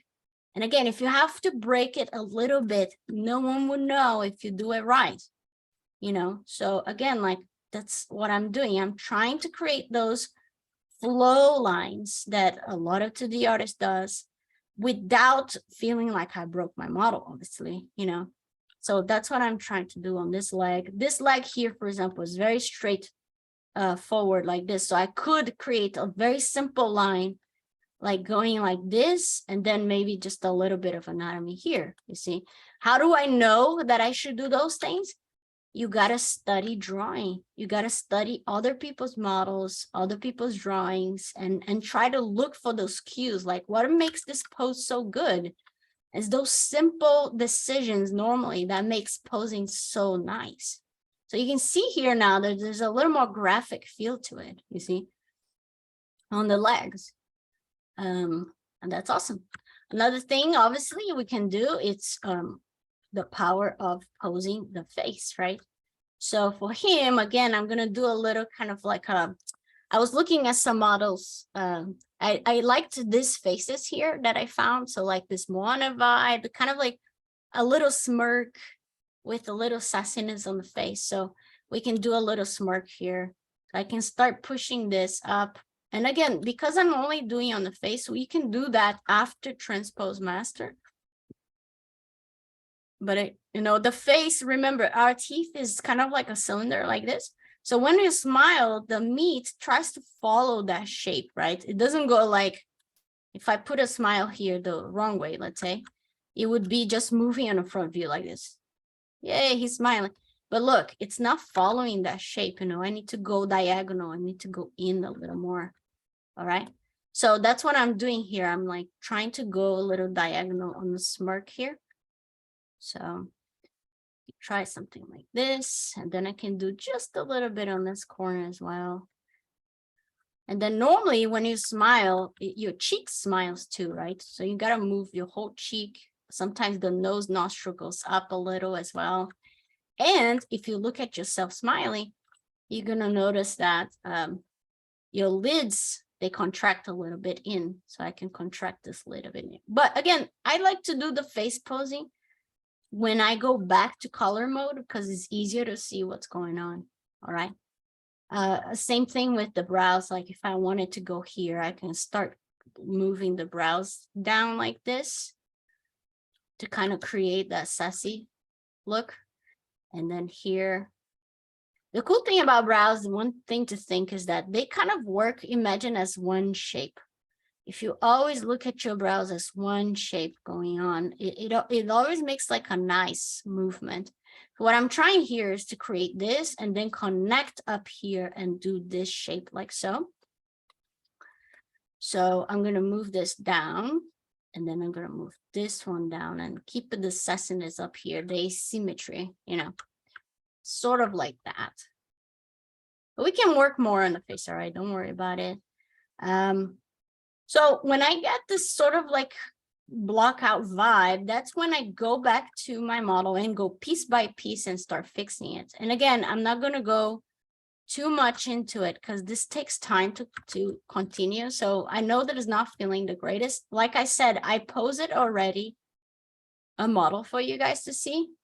So I'm going to show you guys the final model that I already did, but you get the idea, right? If you guys do not get the idea, let me know and I can go over a bit more. But what I'm doing here is fixing a little bit, but we can fix it outside Transpose Master to kind of like play with the shapes and things. So again, like you always need to find those decisions. If I want this to feel like one very nice curve, I'm going to make sure that here is a little more straight, you know, so you're playing with curves versus straight. This is very important. So pick a side that you want more curvy, and then the other side you can make a little more straight. And that's very appealing and aesthetically. So I can come here and try to make that very simple swoop going on. And then in here, I can try to make things just a smidge straighter. And again, look at that. That's so pleasing, right? One simple here, curve on this side. Same thing here I can do, right? I can, especially because his coat is very puffy. So what I can do here is, again, like make one simple curve feeling to it like this. So, and then in here, we can make a little straighter decision like this. Look at that. That becomes more designy, right? So that's what I'm trying to do here. And we're going to have to fix everything, like I said. Cool. So that's kind of where we go. So let's see what happens when we go back. So make sure one thing before you try to go back. A few things that is very important about Transpose Master is that you cannot have any masks or anything hidden when you try to go back to regular mode. That can break a model and you're gonna want to cry, you know? So I don't want anything to happen. So what I'm going to do is I'm going to make sure I don't have anything hidden, and I'm going to make sure I don't have anything masked. So I'm cleaning my mask here, and I'm going to go back now. So Z plugin, instead of clicking T-pose mesh, which is to make one, I'm going to click T-pose subtool, which is going to bring back all my subtools. So here we go. Boom. And we're going to go, and you're going to see that every subtool is going to start moving to the pose that we just posed. Yay. So we can see here that our character is in the pose. Obviously the eyes is a big problem, right? So what I like to do is always like fix the eyes, and also the meat here of the face needs to move down with the brows. I didn't do that, but all right, let's pose the eyes. So this is kind of like the pose. So I'm going to zoom in. I'm going to click on the eyes. And you can see that they're both the same polygroup. So I'm just going to go to polygroups, and I'm going to say outer groups. So now they're both different things. So if I get the gizmo now and a control click on a polygroup, it masks the other one. Isn't that nice? So I can now center my gizmo. Again, this is posing is going to make you master on gizmo. All right. So I'm going to center my gizmo. I'm going to rotate kind of in the angle of the eyes, and I'm going to rotate this eye in to look at me. I'm going to invert my mask, put the gizmo to the other eye, rotate this, and I'm going to rotate this eye. It's kind of hard to see, but I'm going to rotate the eyes to look at me. And I'm starting to get there. You got to be careful. Eyes are very tricky to make it work. It can look very weird very fast. So I'm just trying to see what's going on. I think he needs to look up a little more. So I'm just going to rotate all the eyeballs a little bit up a little like that. And I might need to, well, we'll see. But you guys got the idea where I'm getting, right? So I'm starting to get that smirk here, which is nice. One thing that happens a lot when you smile, if we look at some of our reference here, whoops. Okay, you got to spend time on the face also, by the way. Don't leave it. So what happens here is that this is going in and it creates this little C corner here. And depending on the character, the nasal labial fold, which is this fold here, it's going to emphasize more because you're pushing the meat to contract here, right? So you can see on Moana that we have this little nasal labial going on here, right? So it depends on the character. Some characters, it looks good. You can see on this one as well. Look, you can see the nasal labial, but you can see more intense on the corner here on the C. Okay. So depending on how much you're smiling, that's going to happen. This guy here, because of the style of the show itself, you do not notice too much the nasal labial. You only notice the little deep here, right? It's much softer than other characters. So it depends on the style. Because we're going more natural, kind of like Moana vibe, I'm going to add the nasal labial. So if I go here and I start pushing that in, right, to create that C, it's like a little push. You kind of start seeing that C going on there. You can also get our Madcap brush, very low intensity, very little. And you can start adding a little bit of that nasal labial. Okay, I'm going to push it here extra strong just so you can see what I'm talking about. Okay, but I'm adding that nasal labial. You can see now what's going on.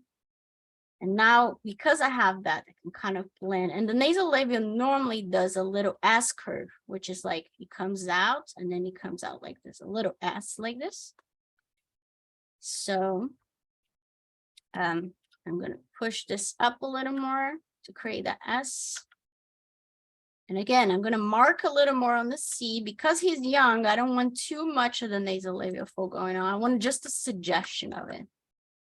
All right. So see what's going on here. That.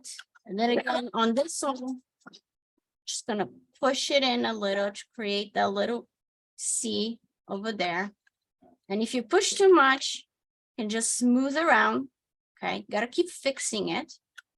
And I always like that C, so I try to push as much as I can to get that little corner going on. And like I said, because you're pushing this meat here is contracting, right? You're pushing the muscle here. So you're pushing all the meat to kind of condense in this area, which is very cute. So I can bulge this a little bit to create more of that meat. And I can also contract the eyelid to create the smile of the eyes, because the eyes also smile, right? When you smile, the eyes smile. So I'm trying to do that, a more straight line here. This side has a little bit of smile, so I can just give a little bit of a smile on the eye here, and you can see what's going on. Any questions so far on that? Looks good so far. Here, I'm moving the structure here to follow the brows.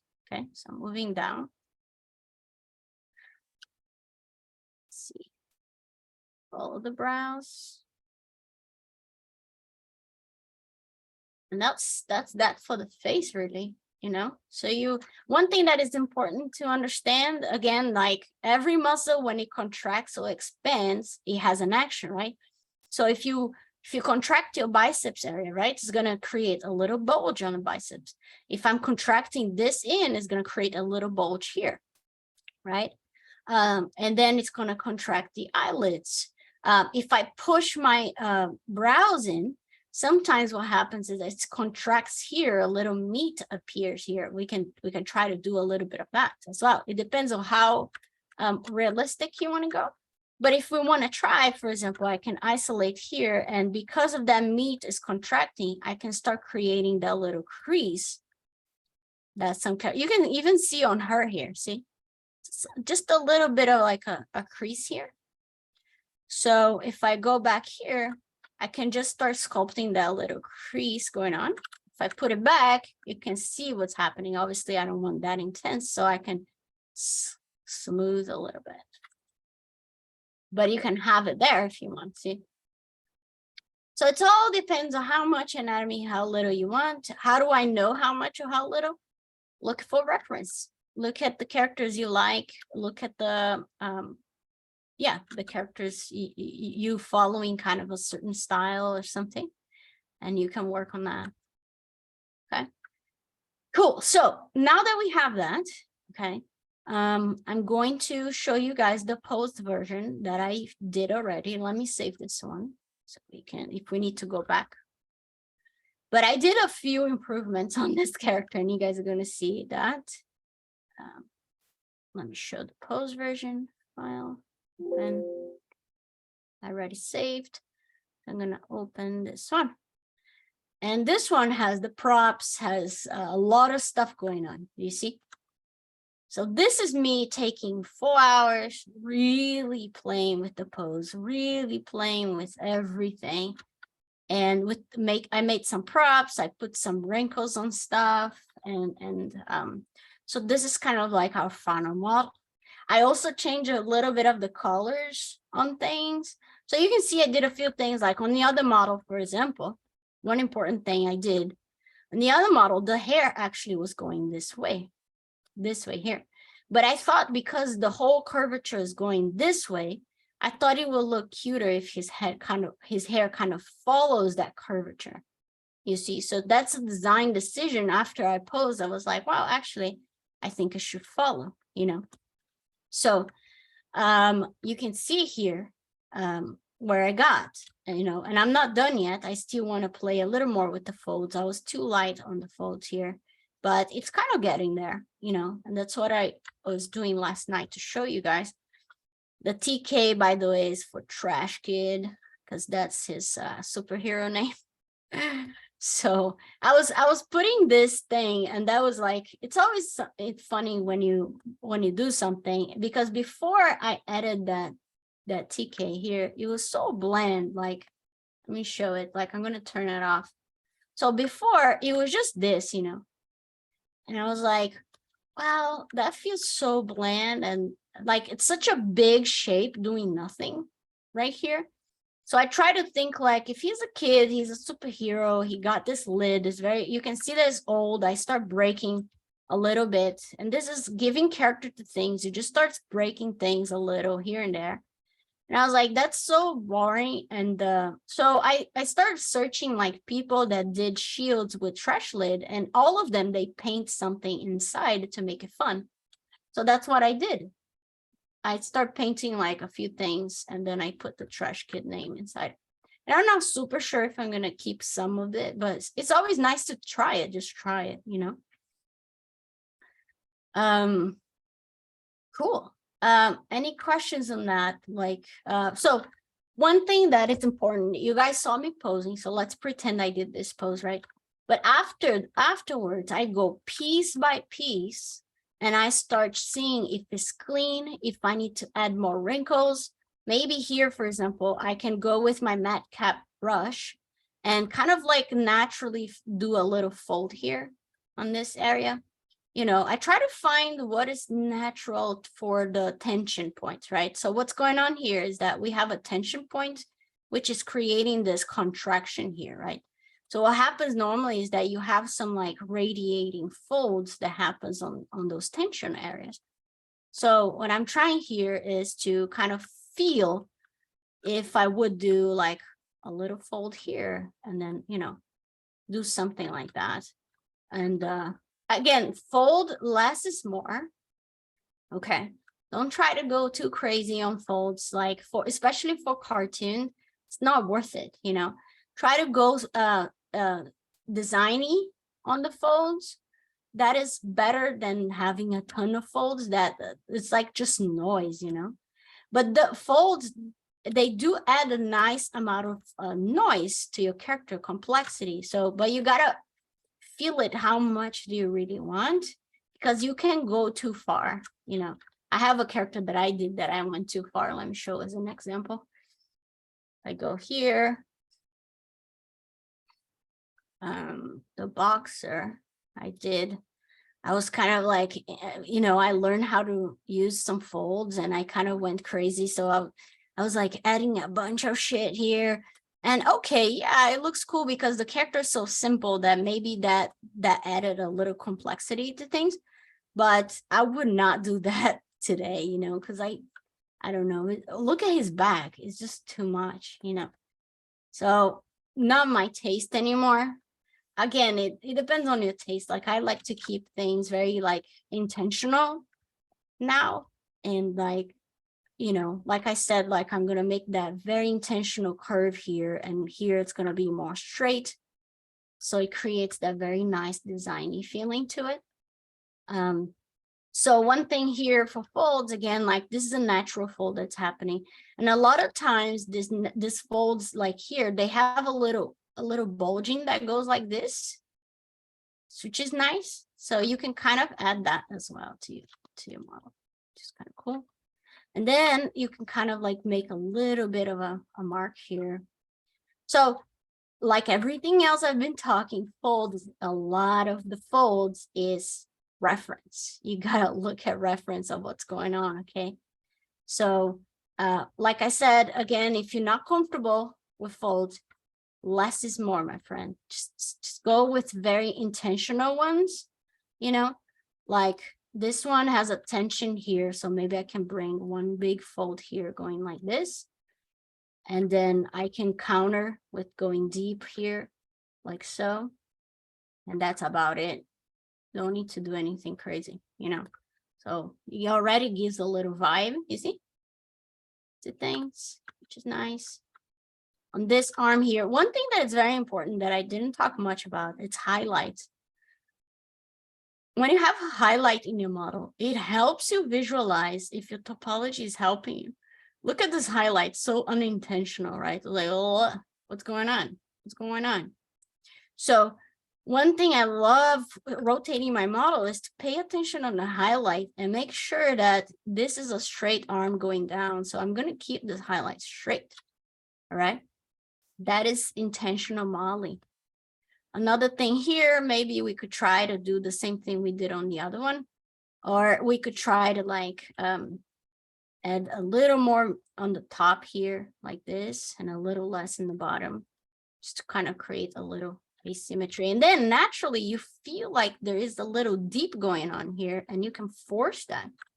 So look for those cues that when you start sculpting your model naturally is going to give you, and then you start adding those cool folds to things.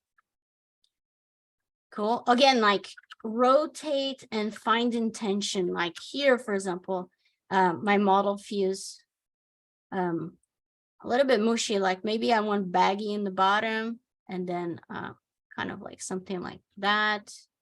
Again, look everywhere. This is very nice. Look, it's very intentional. I have this, and then I have a crease going on here, and then I have this going like so, and then a straight line. So this is a different new concept, 5-star concept, simple versus complex, right? So I have a very simple line here, and I have a more complex going on here. I could even add more folds if I wanted. But again, I always go to the less is more with folds. So I'm just going to go here, maybe emphasize a little more that fold and call it good. Okay. So remember that stuff with folds are very important. Let me show my model again. So you can kind of see like here, for example, I had a little, wait, let me check one thing here. Oh no, yeah, never mind. I have a little like crease going on here. And let me intensify my crease here. A little crease here, and then I can add a little crease just like this to kind of create that vibe. You know, it depends on how much you want to go. Again, like I said, I prefer less is more, but you do you. And we can check it out, what's going on. Okay. But you got to rotate all the time and see if everything has an intention. All right. Cool. Same things with the shorts. The shorts are very nice. What I did is instead of keeping like that straight feeling shorts, like very straight like this, I tried again, give a little flare. I push it out a little. You see, I did a little push like this. This crease goes like this because his leg is on the front. So naturally happened when I did it. And again, less is more. So You can kind of see here that my shorts before, they were just going like this, very blocky. And then again, looking at reference, I'm like, oh, I'm gonna bring some life, some curves, you know, going on, like curve here, curve here. So yeah, take your time with cloth. I didn't even do much, to be honest, on the hoodie, but you know, I could play a little more, like maybe overlap a little like this shape, or more like up like this, and get the feeling of things. What else? Well, for the hands, I can go back to the old model just to see how I normally pose the hands. But the hands on this one, I like I said, I pose it symmetrical. So, and then later on, I just broke symmetry on the pose itself to see what I wanted. Again, on the face, you can kind of see the things I was saying, like this goes and continues here. We have the little nasolabial going on here, a little bit of a C here going on, you know, crop the eyes, make it a bit more straight, to smile with the eyes. All of that is so important. And how do you know those things? Gotta look at reference, you know, you gotta look. The best reference you can do also is to have a little mirror. And I don't have mine here, but normally I have a little mirror on my desk that I look at my own face, see what happens with my own face, and check it out. Cool. All right, any questions on this before I go to the other model so we can see some hand posing? I think we're good. Do you want to take a 10-minute break, Leticia, or do you want to just power on? Let's take 5. Let's take 5. You guys want to take 5? All right. Okay, cool. Take 5, and then we'll get back to it. Perfect. See you then. Awesome. All right. Let me pause here.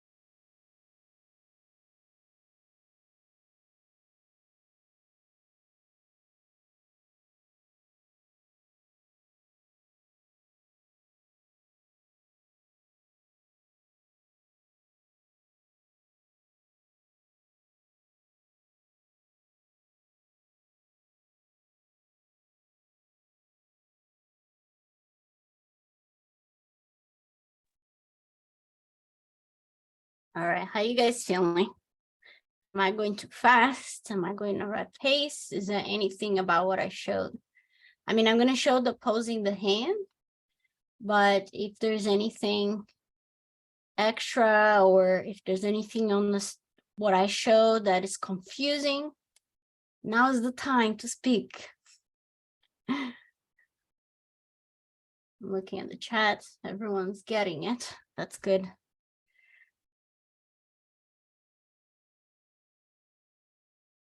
Did you use a different material for the trash lid? Yes. Okay, I will show how to apply different materials. I just noticed I never showed that. That's a great question, Lou. I'll show you how to apply some different materials. Doesn't matter as much because we're gonna apply materials in Marmoset, but it's always fun in ZBrush to see things as close as possible to what you want, right? So I will show that. I'll show. John, is it time to go back? I didn't look at the clock when I said 5 minutes. I think you can take another 2. All right. Nice. Anything else from what I showed that you guys want me to explain or talk a little better? We talk about materials. Lou asked to show some materials. I'll do that.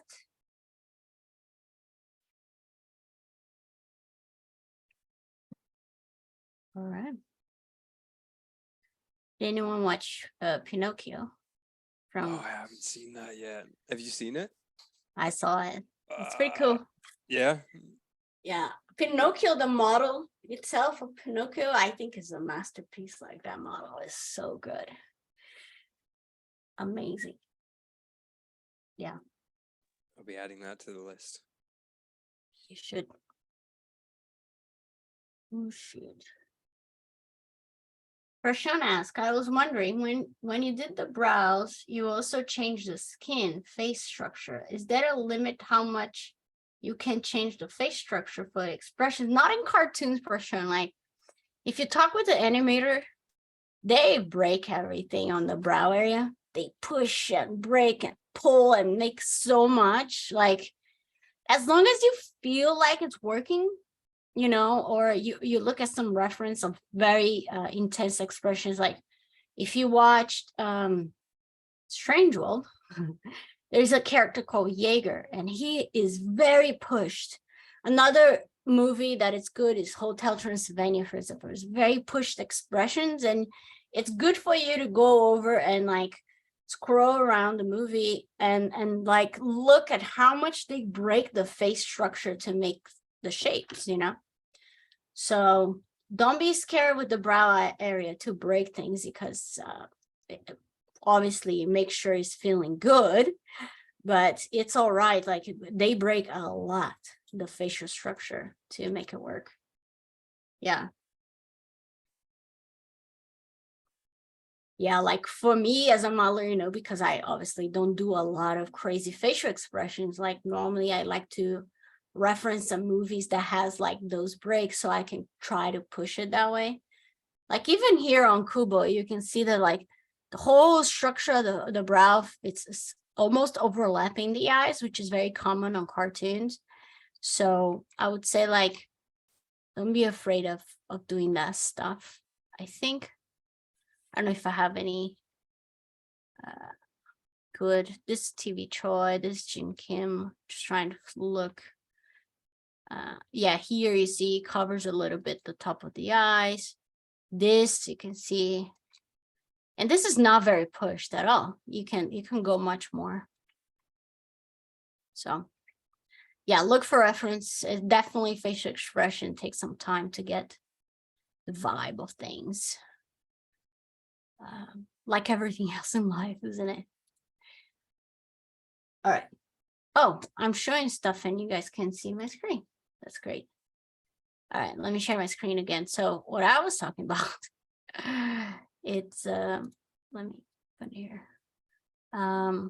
Here on this, you see, like this is covering the eyes. It's, you know, you can see that it's really pushed forward. And this is here, you see like a lot of statement being done here.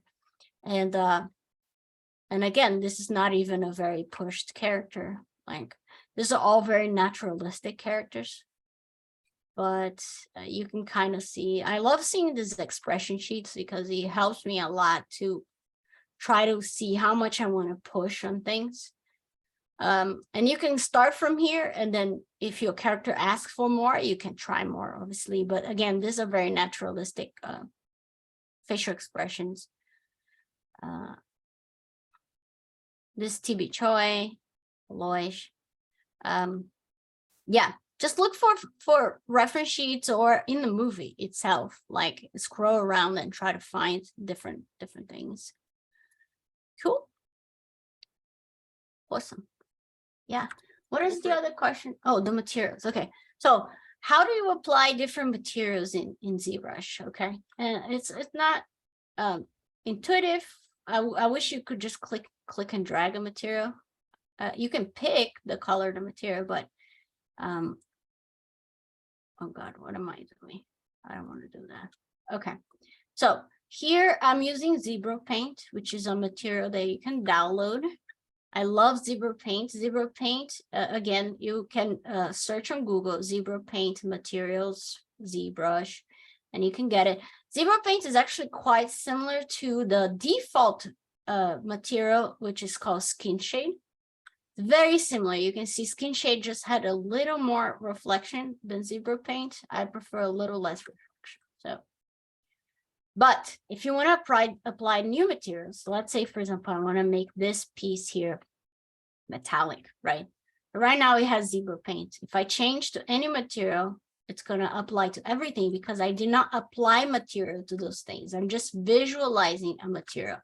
The only real thing that I apply material is this metal lid. Okay. So if I change to like a flat color, for example, you can see that I'm only seeing flat colors in my model. Which brings me to one thing that I forgot to mention actually, which is the concept of gradients. You can see here that my shorts, it's a tone of yellow. And on the bottom of the shorts is a little more orangey. And this for paint, this is so important, is the concept of gradients. You can see that this brown here is different from this brown here. This is a little more saturated, darker brown. This is a little lighter brown. This gives, again, paint volume, okay? So if you paint in 2D, you know what I'm talking about. I'm just bringing volume a little bit to my 3D model. So I learned this a lot when I was working on Overwatch, is the concept of volume through gradients, you know? So I don't have a ton of gradients going on or anything, but especially on the cloth, you can see that I do have some lighter tone and darker saturated, always saturated and darker, not just darker, okay? So if I'm putting a color here, let's say I'm going to take his tail here. And let's say that I didn't have those stripes. So this is the main color. And I want to do a little gradient. What would I do? I'm not going to just go down, okay, on the color scheme. Very rarely you're going to use horizontal or vertical movements on color. Normally, you're going to use diagonal movements. So if I want to go darker, I'm going to go diagonal, which means I'm going to go darker and saturated. And now if I get a paintbrush, I'm going to get my standard brush and I'm going to put to RGB and I start painting, you're going to see that my gradient color on the bottom is not just darker, but also saturated. That's very important. Why? If I don't do that, if I go back here and I just move down, horizontal, vertical, I mean, it's going to make it look dirty. Okay, there is a difference between adding saturation to look like a gradient and adding just vertically and it makes it look muddy. So you're probably seen paint that it looks muddy. You don't know why. It's because the darks are just vertical movements instead of diagonal movement on a color wheel. Is that clear? So for example, if I go back here to you can see that I add some darks on the ends as well and a little dark on the bottom. But if I were to do it again, I'm going to sample my color. And again, it's a very dark color already, but I'm not just going to go down. I'm going to go like this, diagonal. Sometimes you don't even need to go down much. You just want to saturate the color a little more. So again, I'm going to pick the color, I'm going to go down a smidge and saturate that color. And then if I go here, you can see that now I have a saturated version. If I went it down again, let's pick the color, just go down, boom, vertically. It's gonna look dirty. Look at that. Look at the difference. Don't do that, okay? That is not nice. I mean, I don't know what I'm saying, but you know, you do you, but from my experience, going saturated to dark, it makes things look cool and nice instead of muddy. So on the shorts here, you can see that I picked my color and then I went down saturated, and I even add a little more red to create a little more orangey vibe, you see? So with light colors like the shorts, I like to go even move on the color aspect of the hue. Just add a little more red so it looks cool as hell. So if I go here, I'm just gonna add a little bit more like redness here. And then if I go back to my shader, you can see what happens. So nice. So that is my suggestion when you're dealing with color, but I was about to talk about materials. So if you want to apply a material, I'm going to select the object I want. Let's say I want this plunger head here, and I want to make it metallic or anything else. You go to the materials, and you can pick whatever you want, right? So let's say, let me find something very different so we can try. Put like this super chromy or gold. No, the chromy one. I'm going to click and you're going to see that it's going to apply to everything. That is because I don't have materials assigned to those objects. So if I change my material, it actually changes everything but the trash lid, because on the trash lid, I actually added the material already. So if I want to add, I'm going to go to down here. You have RGB down here. You have RGB and you have an M. M is to paint to fill materials. So if I click on M instead of RGB and I go color, fill object, boop. Now if I change my material, because I applied the material to that piece, it's going to work. You see, now I have that material going on because I signed already to that object. If I want to change the material, I can go again, pick something else. Let's say I want, I don't know, this. Let's find something very different than what I did. This weird material here. So you can see it's very weird, but it's not assigned to it yet because I already applied a material to it. So I got to go again, color, fill object. And now I have that weird material to it. Cool. I'm going to go back to my ZBrush paint material. You can see it's not there yet. Again, I got to get the ZBrush material, go to color and say fill. And now I'm going to fill just the material. If you're doing something that you want to fill color and material, you can use mRGB. mRGB is material plus color RGB, or you can do isolated color or material. Any questions on that?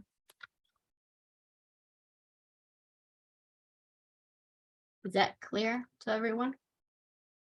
Looks like we're looking good. Awesome. Okay, so can you use a mask and apply materials like that? Yes, you actually can paint a material. So for example, if I isolate this, I'm going to assign my ZBrush material to this shirt. So I'm going to go back to M. I'm going to say color fill.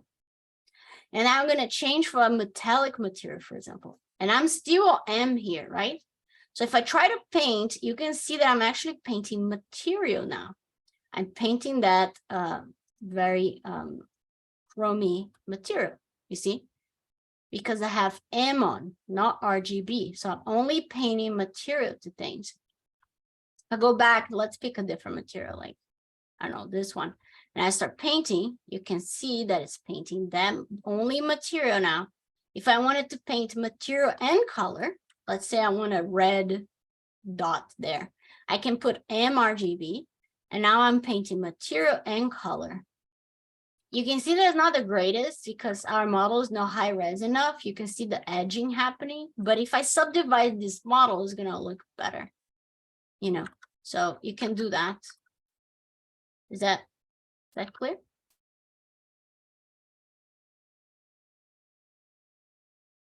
Cool. So let's say like if I wanted to add rust to this, just in ZBrush, right? So rust is not reflective, right? Rust doesn't have metalness. So what I could do is to go to mRGB. I'll get like a little dark brown color, rusty kind of thing. And then I could get a material that it's not metallic, like it's a bit more matte. So let's find a matte material. I don't know. This one, it's a little matte. So if I start painting now, it looks shitty because our model is very low res. But you can see that it's not metallic anymore, right? It's a matte color material and I'm painting both on it. But you don't want to do that much in ZBrush, just to be honest. You kind of see, for me to make this work, I'll have to subdivide like a lot my model. And it still looks weird, you can see here. But you can see that it's some more subdivide. I'm going to go back on that. Cool. So I'm going to go back to ZBrush Paint, and that's, don't worry about materials in ZBrush. You can play with it. Obviously, it's very fun, but we're going to play with it in Marmoset, and it's going to look a million times better than this metal and things like that. Cool. All right, so let's work on the hands. Nothing here, right? Can I move on? All good. Yep. All good. The material is called ZBrush Paint _paint. And if you type on Google ZBrush Paint material ZBrush, you're gonna find it to download this material, okay? And again, it's very similar to the default skin shade 4 that ZBrush has. It's just a little bit of the specular is a bit different that I prefer on this one. But you can use the skin 4, no problem, right? Okay, so let's go to the other model to look at some hand stuff. So let's get it here. Okay, look at how stiff it feels. You really need to take time because I didn't take time on this. It looks so stiff and weird, but no worries. Let's pose this hand for a second here. And you can see that the model gets all mushy because we move things around. If you want, you can go ahead and start fixing a model too, you know. It's up to you. Like I sometimes, if I have time, I do fix it because I want to learn like, oh, with the arm contracting like this, what do I need to do with the elbow, for example? It goes to a point like this, right? So it's important to learn how to pose things because you never know if your character is going to be wearing no shirt. So when you're posing, if you have the time, play with cleaning up the stuff that you posed because it's going to help you learn. Look at this. It's going to help you learn and observe like what do you need to do to create if the character was without any shirts and things like that. So it's all very mushy here because I wasn't taking care of my model. Here, for example, he's contracting, so maybe the biceps will get a little bit of volume, right? Anyways, you guys get the idea. So look at the highlight. Look at this highlight. I'm always looking at highlights. Look at how this wobbly feeling. This actually doesn't do much of that. We just need to make a little more straight on this character, right? So all of that, pay attention to the highlight. Highlight is what? Is light. How do we perceive model? Through light. So highlights are your friends to check out your forms. Cool. Right. It's all mushy here, but for the hands, let's talk about the hands. So here's my low res, right? I'm going to isolate just this hand here so we can see. I have different levels of subdivision. So if you want a bit more high res to be able to pose it, you can just click, go up on the subdivision level. And then with this here, again, remember posing Gizmo is your friend. Gizmo is going to be our friend here for posing hands. So to close the hand first, I'm going to close the fingers and then we can do the rest. But how do I start working on one finger, right? Remember, the distance from the knuckle to the tip of the finger, the knuckle is up here, okay? The knuckle is not here. Look at your own hand. Your knuckle starts inside the hand already. It's not on the beginning of the finger. Remember that.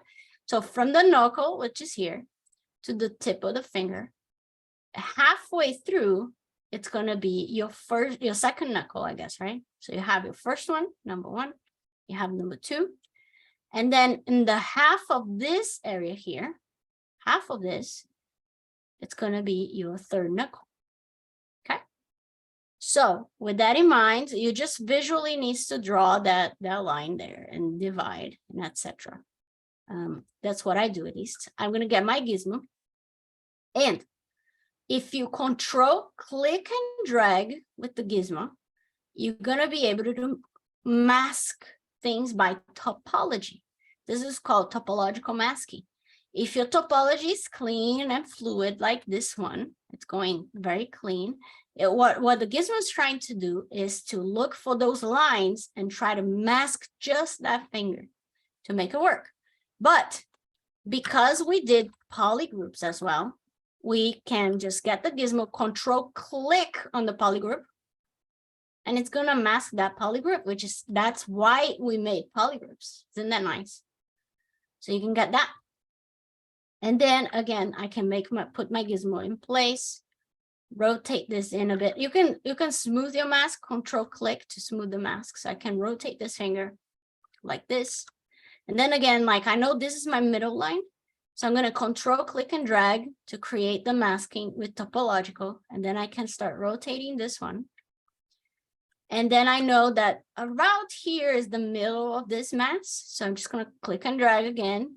And then I'm going to rotate to close it like this. Obviously, I should probably have the cylinder here of my thing because this does not need to be so much like so. I probably need to open this a little more. Oops. We'll see. We'll have to put the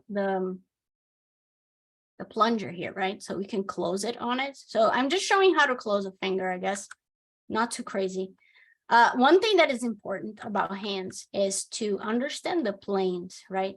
So what's happening here is I have this plane on the top of my finger. And then I'm going to have this plane. And then I'm going to have this plane, right? So right now I have a sausage, right? I have like whoop, doing like this.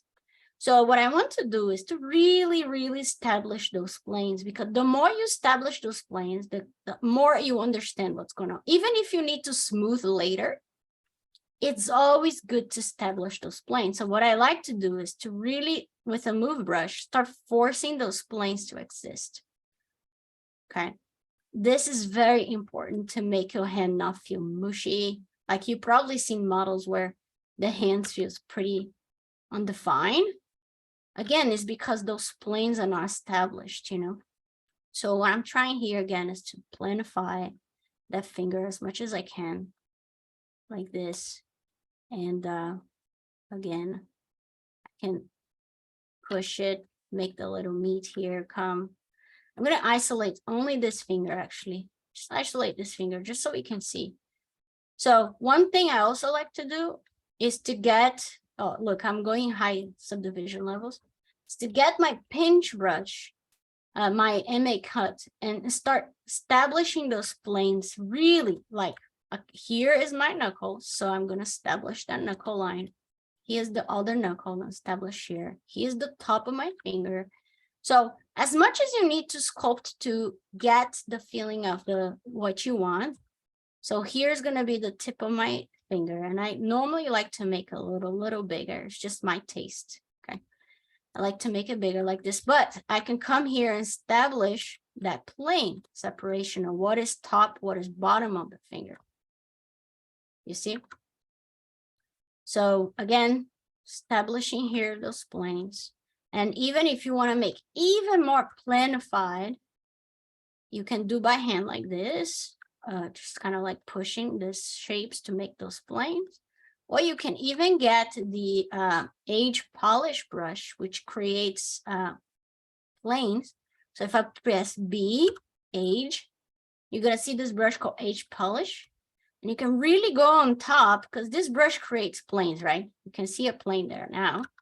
So you can really go slowly and just like really flatten those shapes to get that plane. And what is this gonna do Okay, this is a bit too much, like this. What's this gonna do? If I go back to my model, you can see really easy what's going on with the fingers. Why? Because planes equal structure.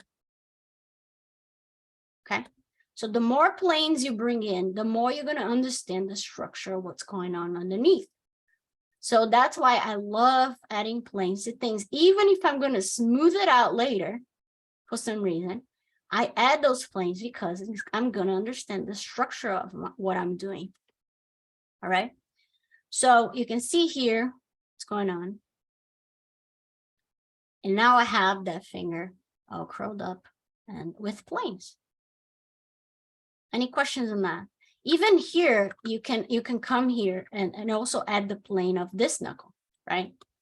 So you can really see the separation of what is this and what is hand. And again, like use this concept for everything. Like if I want to go here and understand where is the top of the hand, is right here. So I'm going to make a plane. And again, you can clean it up later if you want. If you don't want those decisions, that's totally fine. You can clean it up. But now I understand this is the top of my hand, you see. And then here on the side, I can go to the side. Whoops, actually, I gotta go on the side of this finger here. Okay. And you can start seeing like I start getting structure on things because planes equal structure. All right. So that's normally what I do. So I would probably close all the fingers and I would have the cylinder here as well to help me place the fingers on top of the cylinder. Obviously, we want it on top. But for the sake of time, I'm not going to close all the fingers, but you guys got the idea, correct? Anyone have any questions on that? I've got a question from Jonathan Walker. Is there a difference between the polish and the H polish brush? I believe both are in ZBrush. Let me see. Is it polish? Wait, take off RGB just so we can see. Yeah, there is a difference. The polish, it's funny. The polish is trying to create a plane in between shapes. You see? I don't know if it's easy for you to see what I'm doing. But the H polish is really just trying to cut the plane through. Like if I put a H polish, you see that it's going to cut through. It's like really trying to make planes on that surface, you see? Like all together, make one plane. The polish seemed like it's trying to polish a little more corners and stuff. Let me try the polish again. Yeah, you see, it's like trying slowly to polish things, which is kind of nice.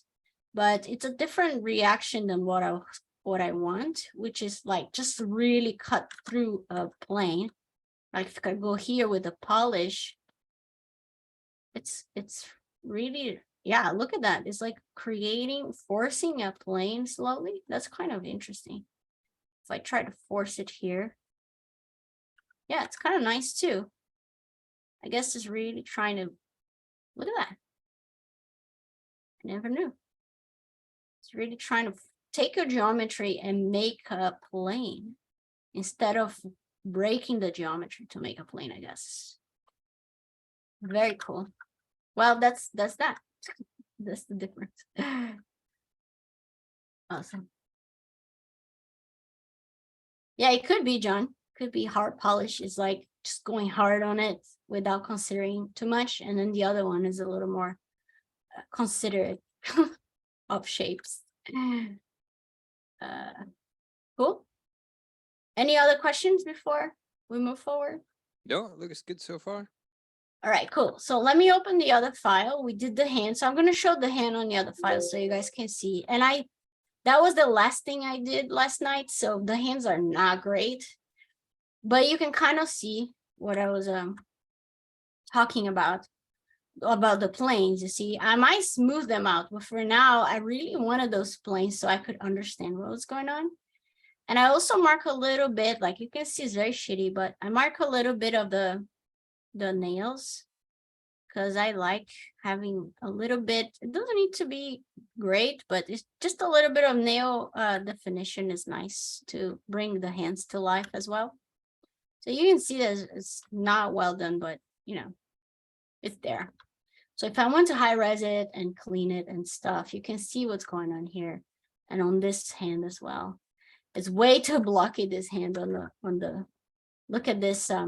It's a style though, you know, but like, because I'm going more natural, I'll probably round this a little more. So it's not so squarish. So you got to think about, again, like hands, just like the face, you got to think about what style are you doing? On this case, on this character, I'm going super more natural, kind of more on a kind of Encanto. So I don't want super blocky stuff, you know. And like I said, I didn't finish, it's just there for now. Cool. So let's think about what's going on. So I did my posing, right? I still have some cleanups to do. I need to go piece by piece to see if there's anything extra that I want to add to make it fun, etc. So that's the moment that I call like PP. It's called pose and polish. Okay, so after you pose, you're gonna go piece by piece, polish, give some organic feeling. Okay, like for example, this lid, I was like, oh, this is probably a lid of a trash they don't use anymore. So it's a bit like dented and stuff. So this is when you start adding character to props and to clothes and things like that. So this plunger, same thing, like it's probably something that they're not using. So I could start like mushing a little bit, some stuff that is like, oh, it doesn't work very well anymore. Or maybe try to add a little cut or something, you know, like all that stuff, again, is going to break that feeling of like everything's perfect in 3D and give life back to your model. So here on the wood, you can see that with the age polish, and we can get, again, brush, age, polish. We can go around and just like flatten a little bit of some sides of the wood here to kind of like make sure that it looks like it's something that his mom doesn't need anymore and then he's using to play, you know, or whatever. So I can go around with the age polish and just kind of like start breaking the wood a little bit like this, you know, like it's very nice to break stuff like this. You can use age polish, like I said, to break things. So if I go here on a plunger, I can start like breaking a little bit of the lines and giving a little bit of like nuances going on.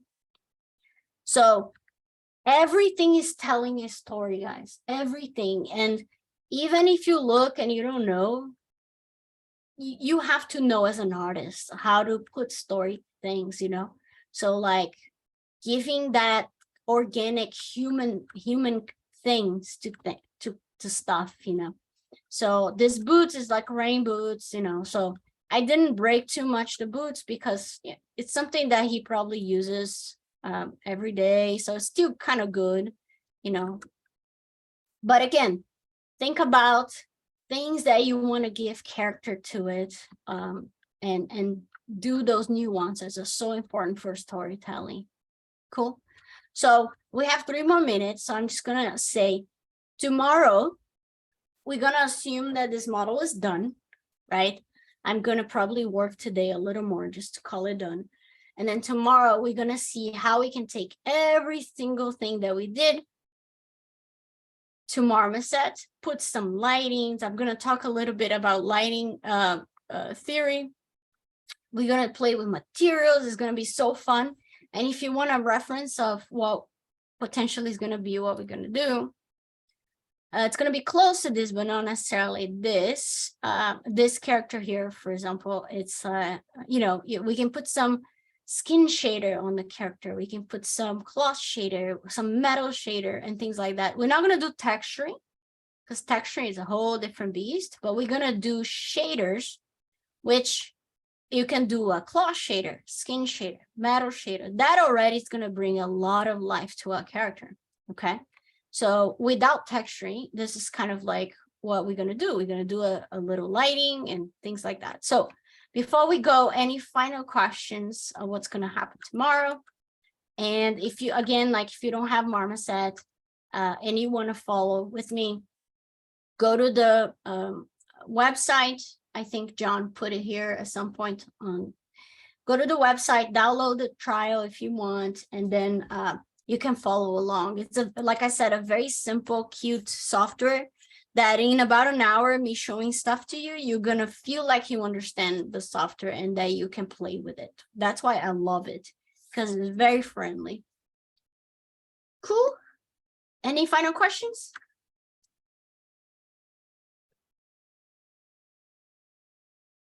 Looks good. Do let us know, folks, if you've got any final questions before tomorrow. Any final comments? Do you guys see anything that I could improve on this? Oh, one thing actually that I just remember is ask your friends for feedback. You know, with this model here, when I was doing last night, I asked my husband to come up here. My husband's a character artist as well, so that's good for me.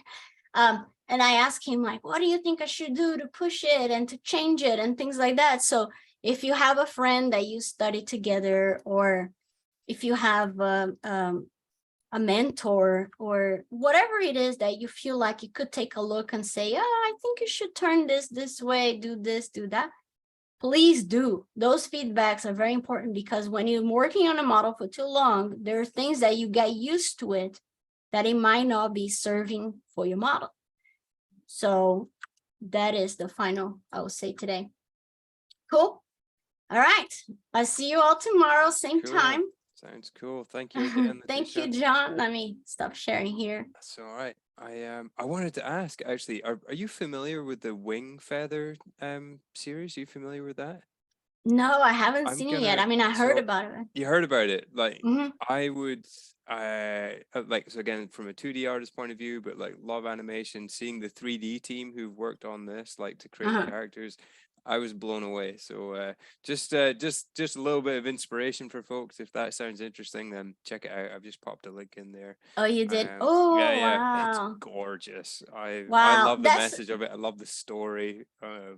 Let me share my screen again just to show. Cool, go for it, go for it. No, I just want to show that this is the kind of presentation we want to do, okay? We have some shaders, some colors, but there's nothing going on here that is highly texture or anything like that. This is a perfect example of what we're going to do tomorrow. Just put some lighting, need a little nice shadow, a little nice light coming through. And yeah, this is a great, great example of what's to come. Thank you. Oh, I'm so glad that was of use. Fantastic.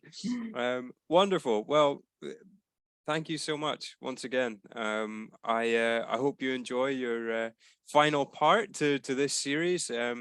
A huge thanks from us, as always. A huge thanks to the dedicated students who've been showing up for this and who are working with the study group over on the Discord. You folks are amazing. Huge shout to Patricia and Prashan, as ever, who are leading the study group. Yeah, it's always great to see. Fantastic. Right. Keep rocking, everyone. You got it. Yeah, there it is. We're all in need of rest. The festive period will be for it, but until then, let's get this thing done. Have a great one, everybody. Awesome. Love it. Bye, everyone. See you all tomorrow. Catch you tomorrow. Bye.